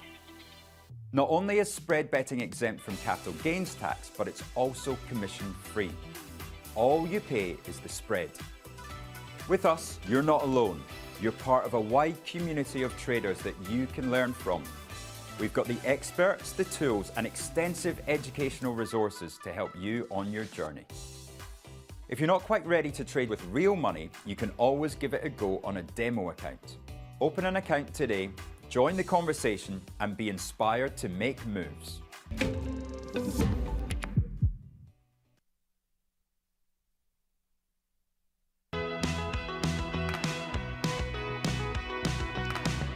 Today I'm joined by Tom Sosnoff, trader, founder, now grandfather, and the man who somehow turned option Greeks and risk curves into binge-worthy television. He's built billion-dollar businesses and a hugely popular daily television show. Friends and colleagues might call him opinionated to his face. They call him charismatic behind his back, cantankerous, and usually always right, though he may say that's just the probabilities talking in his favour. Today, Tom's agreed to help us launch our brand new YouTube channel. In this interview, Tom Sosnoff, a very good welcome to you. Thank you, Rich. I think that was like we like to say a CompuSalt, but I'll take it. I'm ready, man. I've been looking forward to this. Right, let's go. Let's dive in. So for those in the UK hearing the name Tom Sosnoff for the first time, please introduce yourself. I'm just kind of like, have you heard the expression gym rat? I have not heard that. Like in the US, an expression would be like if you're one of those people that hang around the gym all the time just looking for pickup games and just working out and stuff like that, they call you a gym rat. I'm definitely not a gym rat, but I'm more like the gym rat equivalent of a trader.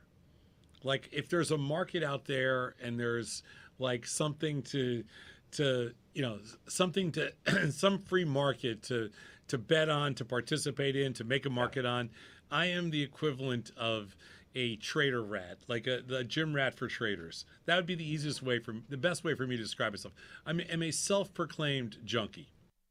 So I was the same from the age of 6 or 7 years old. I would go into the pub for lunch with my mum and dad, and there was one of those gaming machines with all the lights flashing, and that was it. That was the highlight of my day, putting in 50 pence pieces and trying to win the jackpot. And that, that was an early sign of all these flashing lights on a screen really being the appeal for me.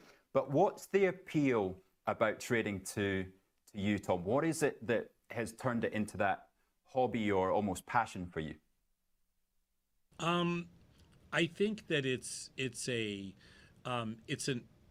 almost like it's a challenge. It's an unsolvable equation, or it's a nonstop challenge, and the goal lines keep moving. So it's like you keep reaching, you keep getting a little better, you keep starting to figure things out. You have some wins, you have some losses, but you can never really you can never capture the rabbit. Like in the dog races or whatever. Like, I'm that lead dog that's always out there, but I'm never going to get that damn rabbit. And I think that's what keeps me going. And when you thought you've caught it, when you've had a big win, then the market turns around and slaps you in the face a few days after, doesn't it? I think that's just, yeah. I mean, I'm kind of a randomness freak, so I feel like that's just part of the game. You have to be willing to accept that. It's just it's all part of what we do. What about going back to the start? Because you have certainly got the years of experience behind you. Back on that floor in Chicago, was there anybody that you looked up to right at the start? I mean, right at the start, I think I looked up to people that I didn't really know who they were. They just seemed to be, there was like local legends, so to speak. So they seemed to be faster and, I thought they were smarter than I was. They were definitely faster. They could do the math in their heads faster. And I didn't really know what was going on when I first started. So I would like kind of watch in awe, I'd watch some guy next to me make a couple $1,000 and I was trying to make, a couple of $10, Yeah. And I'm like, wow, that's impressive. I want to get there someday. But there was nobody that really mentored me or anything like that. There were definitely some big traders and some really fast traders that I thought, oh, these guys, this is cool what these guys can do. Maybe I can get there someday. And now, many would say you have got there and you've taken others from around you on that floor into business. When I first started, I didn't have any money, and so somebody took a shot and bet on me. Some basically random stranger, and in a city that I didn't live in, didn't come from, whatever. And I always felt after that, I got to do the same thing. I got to take shots with random people too. And I think that's kind of what started it, throughout the years. And I think probably in the last, whatever it's been, 40 years, we've probably hired 1,000 people off the trading floor. Something close to that. Crazy number. And even, Beth mentioned that she was a receptionist was it at Thinkorswim? She was. We hired her, Beth, who's still, she's basically worked with me since she got out of college. So now it's probably been going on like 17 or 18 years. But the funny thing was, I met her dad my first day on the floor, and her uncle, her uncle and I were like really close friends for, we still are. So it's been, 40 years. So it's kind of crazy. Small world.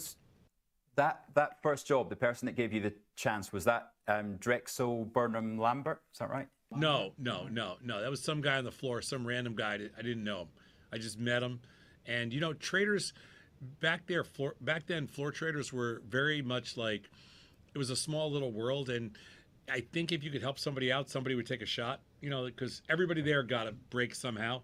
Like the world of pit traders was not like, you didn't go from Harvard or Cambridge or Oxford or Yale into the trading pits in Chicago. You went.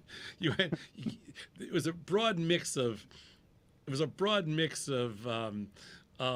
like alpha dogs and high school dropouts and it was just a weird mix of people that had flunked out of everything from boxing school to law school to all these different places. So it was this very eclectic mix of crazy personalities, and I think everybody kind of they would take a shot with you blind, which I loved.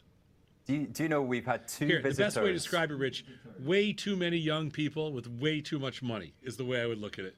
Back in the day, And a lot of testosterone. A lot of testosterone. Yeah, way too much testosterone. So that became evident. We had two visitors come into IG in recent weeks, and both of them started work on the life floor. Now, the life floor, of course, London, Chicago equivalent, but it was actually in the building where IG now has its offices.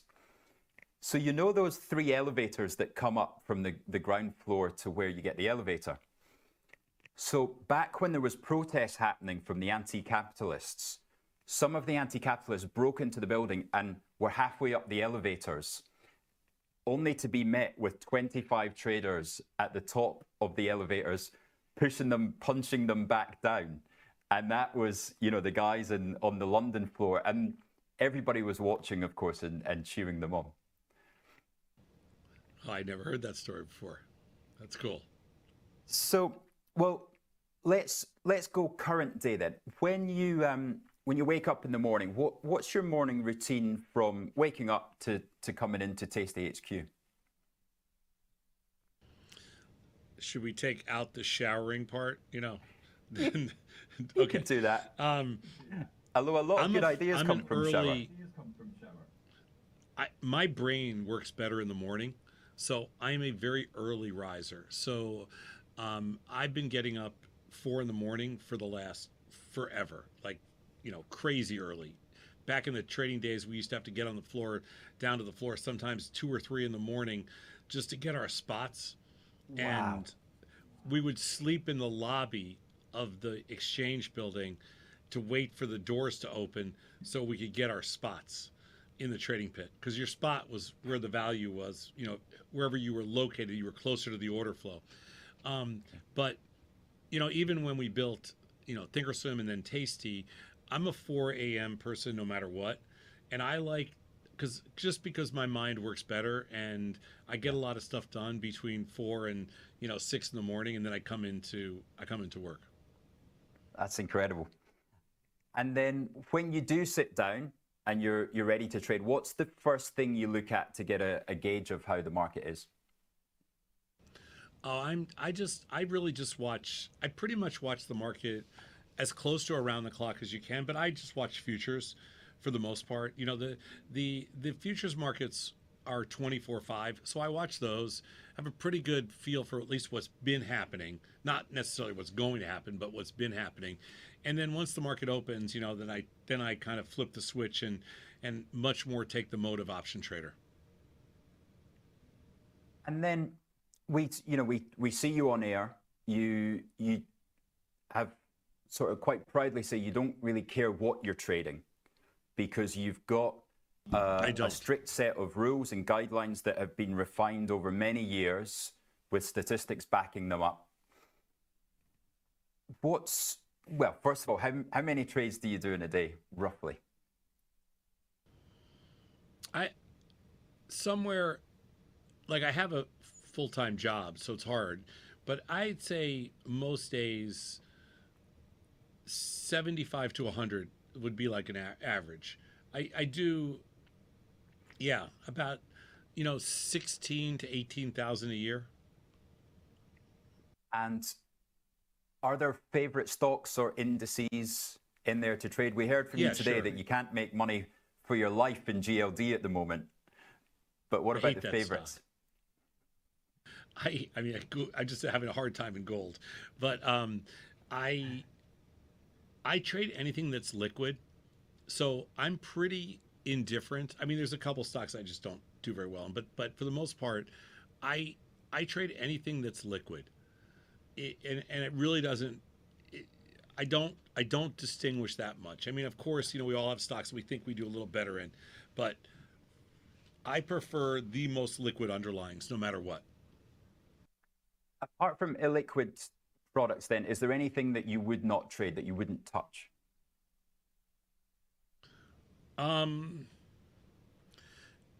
Not really. I just don't like to be put into a situation that I can't win. So I don't touch, I don't put any serious money, for example, in sports betting, or casino gambling, because I know that the odds are so bad. In the financial markets, I feel that it's a pretty level playing field, so I'm very comfortable. And what helps that level playing field? What takes you into the probability of winning? Well, I think that for me, being an option trader, it's not like I'm smarter or know more than anybody else. It's just that I understand that if you do something enough times, just straight law of large numbers, that if you have a probabilistic advantage, it's going to play out that way. So, and a probabilistic advantage is not necessarily any kind of edge, theoretical edge at all. It just means that if there's an 80% chance this option is not going in the money, there's an 80% chance it's not going in the money. That's pure math. It's not, there's nothing subjective about that. So if you do it enough times, it's going to be 80%, and that's all. And of course, Charlie Munger was asked, Charlie, are you and Warren just clever than everybody else? And he said, no, we're just less stupid. Yeah, sometimes I'd question that about Charlie Munger, but that's just my own personal thing. Charlie and I didn't know him at all, but I did not see eye to eye with his approach to investing and or trading. There's a lot of Charlie Munger isms that I don't actually like, but Fantastic. So he's not my Charlie Munger, and like Jack Bogle and those guys are not my favorite cup of tea. I don't like that's I'm giving that one to you. I don't like the old school passive investors that basically tell you to sit back, relax, and close your eyes for 25 years. It's not my style. No. Aside from that, then, what do you think's your most overrated investment strategy or tip? Well, what do I think what is the most common? Yeah, what have you heard out there that you just think is overrated and you don't agree with? Well, I think a lot of things. First of all, overrated for me would be technical analysis. Overrated would be fundamental analysis. Overrated for me would be anybody who thinks they actually know what's going to happen next. Yeah. Overrated would be people that think that that they can pick stocks or pick futures and be right. Like that, to me, that kind of stuff. I'm a strategist. I don't think of markets the same way other people do, and I just don't believe that there's people out there that have any kind of an edge or advantage because they think they know what's going to happen next. That's going to really make people's ears prick up, because you know, if somebody that's been around the greats of the market for so long that, you know, they believe that they've got an edge, that's, you know, that's so interesting to hear somebody so experienced with that view. Not a chance. I don't believe that there's anybody. And listen, if it was possible in the world of AI right now, AI can process anything any you know, it can process anything, all available information, you know, then AI should be, you know, should be able to pick winners, right? But it can't, because there's nothing to R about. You can't R about randomness. So yeah, I mean, that's one of the biggest kind of fallacies of trading and investing, is that somebody knows something more than you know. Fantastic. Now, let's go to the live show. The live show you and Bat have been doing together for a number of years now. What's the funniest thing that you can recall ever happening? Oh my God, we've had moments where we literally can't stop laughing because, you know, like,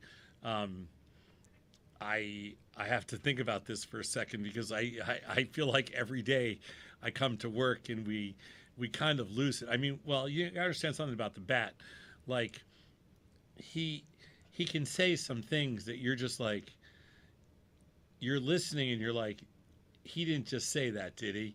And, you know, he did. So I'm not sure that, like, I can point to any like just one thing that he said or did, but I think we've laughed nonstop on air for 14 straight years. Yeah. Just the general silliness. You know, we've known each other for 40 years. There's a lot of history there. There's we have a lot of stories. Yeah. You know, so.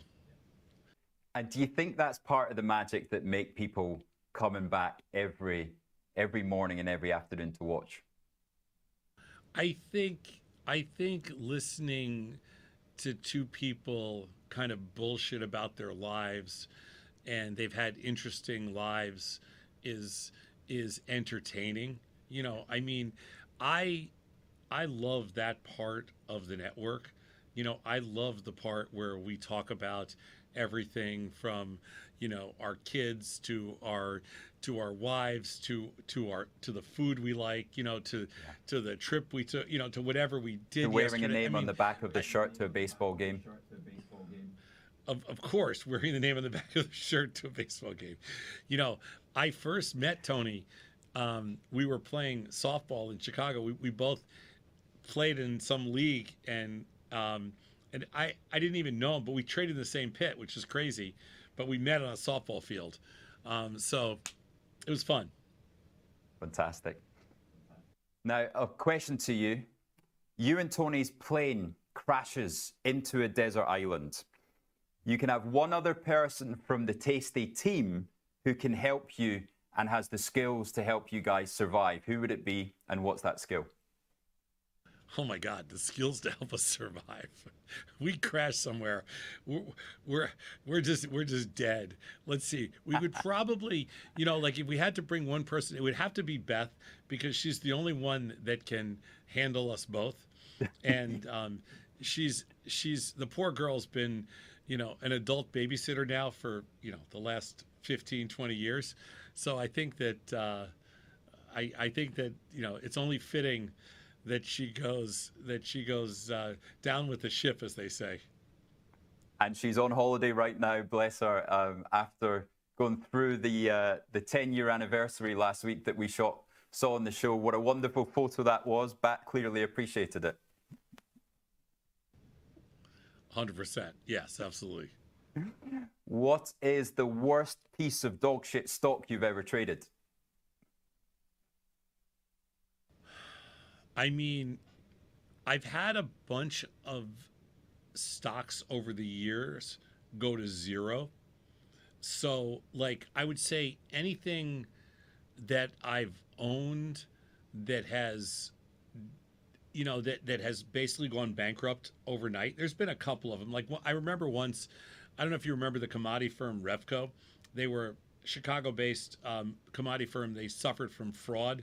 They closed. I thought they were trading about $25, and I thought they were, it got down to 10, and I thought that's ridiculous. So I bought a bunch of stock at $10. The next day it opened at basically 50 cents. That was like a nasty trade.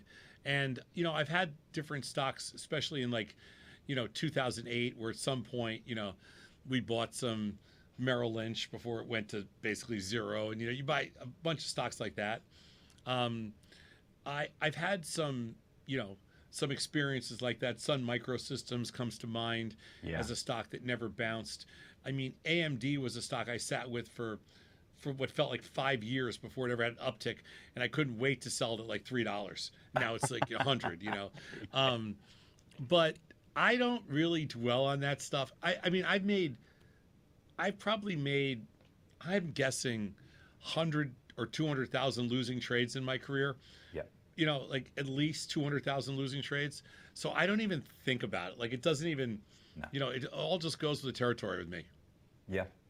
Yeah, trade small and trade a large number of products.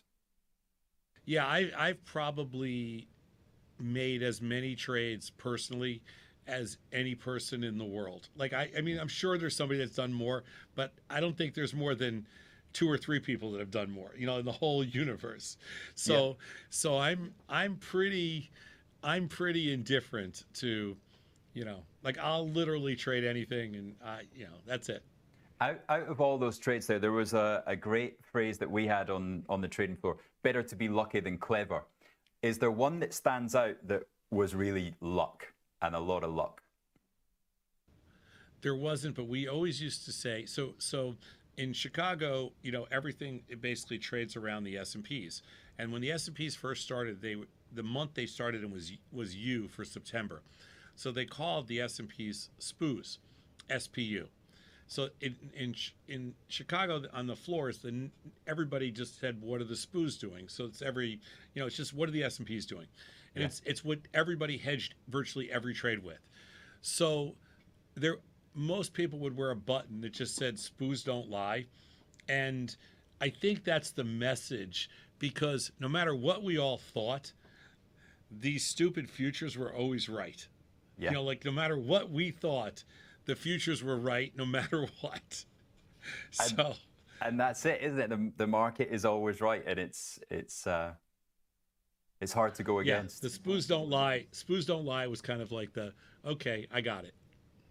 I feel that there should be a T-shirt with this on nowadays. Oh, there used to be. One thing you would change about the financial industry?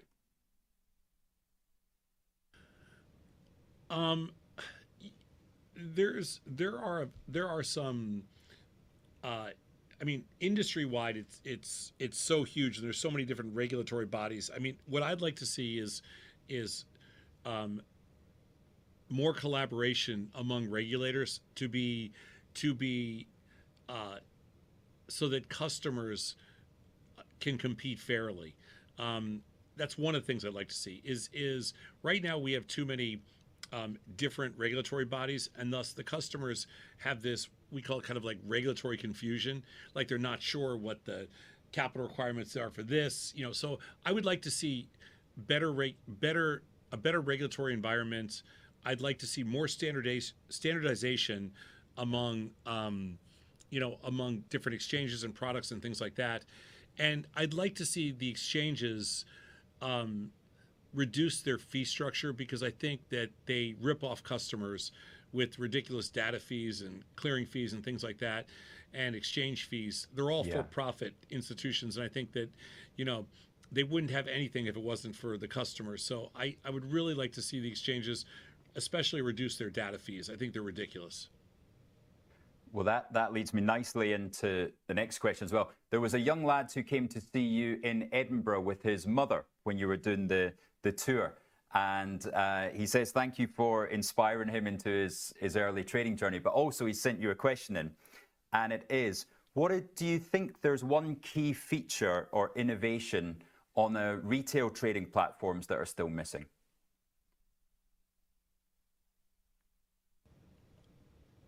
Well, it depends which platform. Like, one of the nice things about the software that we've built is that it includes everything.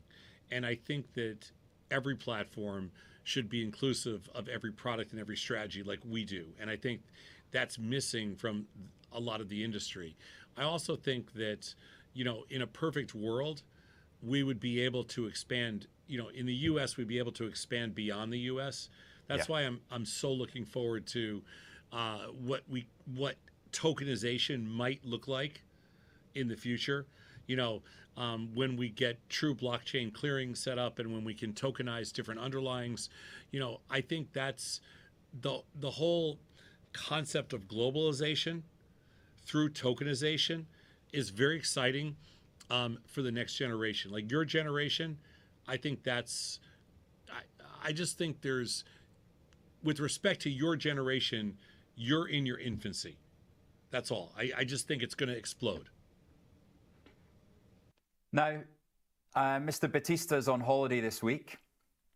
If there is one person, alive or dead, that you could have sitting next to you trading for even one session, who would you pick? Not Mr. Batista. He stinks. Are you kidding me? I've seen him trade. All my friends are out. Like if you're talking about Scott or Tony or JJ, I don't want those guys. They all stink. You know, I've been around them way too long. And it's not Vecchio or Dr. Jim either. Oh my God, no. No. Nobody that currently works here, that's for sure. They're too close to the fire. I can't handle that.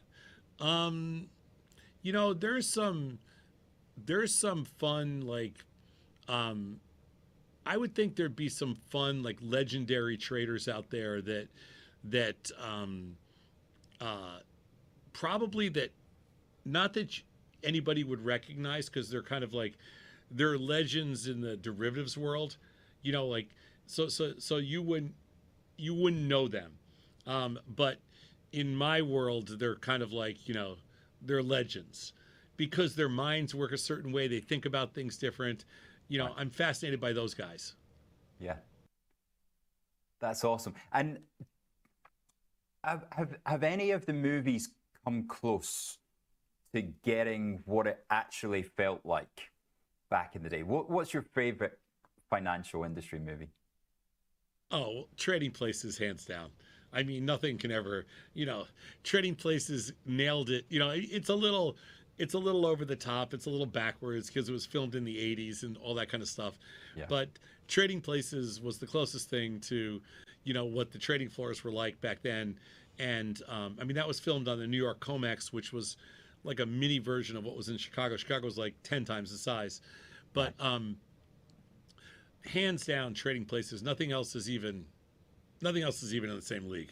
That last scene on the trading floor is just absolutely golden. Any of our viewers who want to feel what it's like, that's the one to watch, isn't it? Well, it's funny because so at the time when they filmed Trading Places, I had just come to Chicago, and I had moved out of a house where I lived with a bunch of buddies after we graduated college, and one of my buddies was trading on the floor of the COMEX where they filmed that. And so what they did was they filmed it on a Saturday, and they said anybody that wants to come in to be in a movie with Eddie Murphy and Dan Aykroyd can come in on Saturday, and you can all be extras. We're not going to pay you, but you could be in the movie if we pick your. The entire floor showed up on a Saturday in New York. They didn't pay anybody. They just, brilliant. Everybody showed up with their trading jackets on, and they turned the exchange on, and whatever it was, and they were all there trying to get in the picture, you know. Yeah. So my buddy was there, but he didn't get in in that last scene with the orange juice and the whole deal. But it was supposedly an amazing day, and they filmed everything like right on the trading floor with all the traders, but they kind of did it backwards, I thought, you know. I don't think they should have shorted first and bought it because I thought too many people got confused by that. But who knows? But yeah, it was just golden. But there are very few trading floor scenes like that just encompass the whole feel of it. Yeah. There are. We've done 2 documentaries at Tasty on trading over the years. We did one on Louis Borsellino called Sold. I don't know if you saw it, but it's great. If you haven't seen it, you should watch it.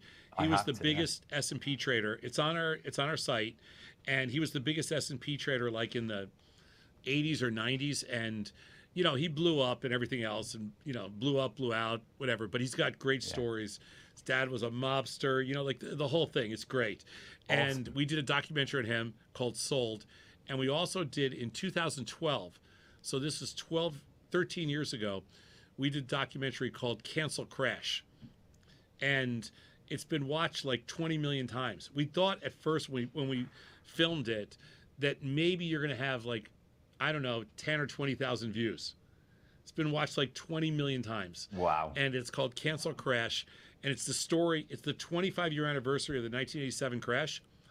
And we feature like, a bunch of people in there. Like we were all trading the pit that day. And it's really interesting. It's a great documentary, and it's on our site. So, okay, so if the viewers want to see that, they go Cancel Crash on YouTube, and they'll be able to find it on Tasty Live? You can do it, Cancel Crash on YouTube or Cancel Crash on Tasty Live, or do Sold with Louis Borsellino on both. Same thing. They're just our own. They're free, and you should check. They're both about, I want to say about 30, 35 minutes long, and they're really well done. Like we did them. We did one 12 or 13 years ago, and the other one, like 10 years ago or eight years ago. I don't even know. They're older, but they're both great. And they're both, the Cancel Crash takes place on the SIBO floor, and then the other one takes place on the CME floor, and they're good. Oh, fantastic. Right, that's my viewing for the weekend sorted out. Fantastic. I'll pop those. You're going to love them. I'll pop those links into the comments below our video here as well for all the viewers. Now, as well as watching that, the viewers can come and watch you because you are coming back to London soon, aren't you, Mr. Sosnoff? You and I are going to have, we're going on 2 dates together. We're going to be in London on June 20th. It's a Friday night. It's triple witching. And we're going to do a live trading show in front of a big audience. We're going to have so much freaking fun. Oh, and Tony's coming too. I conned Tony into coming. So it's you, me, and the bat. It's going to be great. We're going to have so much fun. And that's Friday night, June 20th. And then the following Monday on the 23rd, we're going to be in Milan. And it's just going to be you and me in Milan. And we're going to do the same exact event in first time in Italy. I'm hoping nobody speaks English, so that way nobody can complain about the show at all. But it's going to be fun. We're going to trade them up. Like I said, it's triple witching. It's going to be awesome. That's going to be fantastic. We're going to get certainly plenty of volatility around just now. Let's hope that continues on. Final question. I'm not going to even bring up his name. We know that tariffs are utter BS and that they're against the whole American free markets ideal. But if Tom Sosnoff was president and he was going to put tariff on one thing to stop it getting into America, what would it be? Oh, that is, if I had to put a tariff, so what is most likely to shorten I have to put a tariff on something that would most likely shorten my life. So what kind of horrible food do I eat that's being imported from somewhere? Help me out here. Like if I had to put a tariff on something.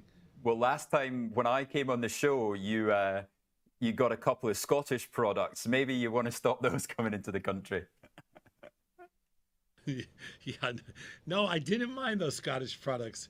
They were pretty good. No, I mean, I am so much about free markets. I am so anti-tariff that it would be completely against anything that, I mean, unfortunately right now it's a difficult time for us in America. We're dealing with a lot of stuff that we really don't need to be dealing with. That's not making the world a better place. And it's embarrassing and it's pissing us off. And, we'll deal with it. We'll figure it out and we'll eventually get things straightened out. Well, thankfully, with all that stuff going on in the world, there is 2 places that you can make your day happier. And that first one is watching Tasty Live show with Tom and Bat in the morning and then returning for Last Call as well. And then, of course, in the morning, Trade Live with IG. Tom Sosnoff, thank you so much for joining us today. It's been my pleasure, and it's great to hear your stories and all that experience come through. All the best, and we'll see you soon. Thanks, Rich. Awesome stuff. As always, thank you.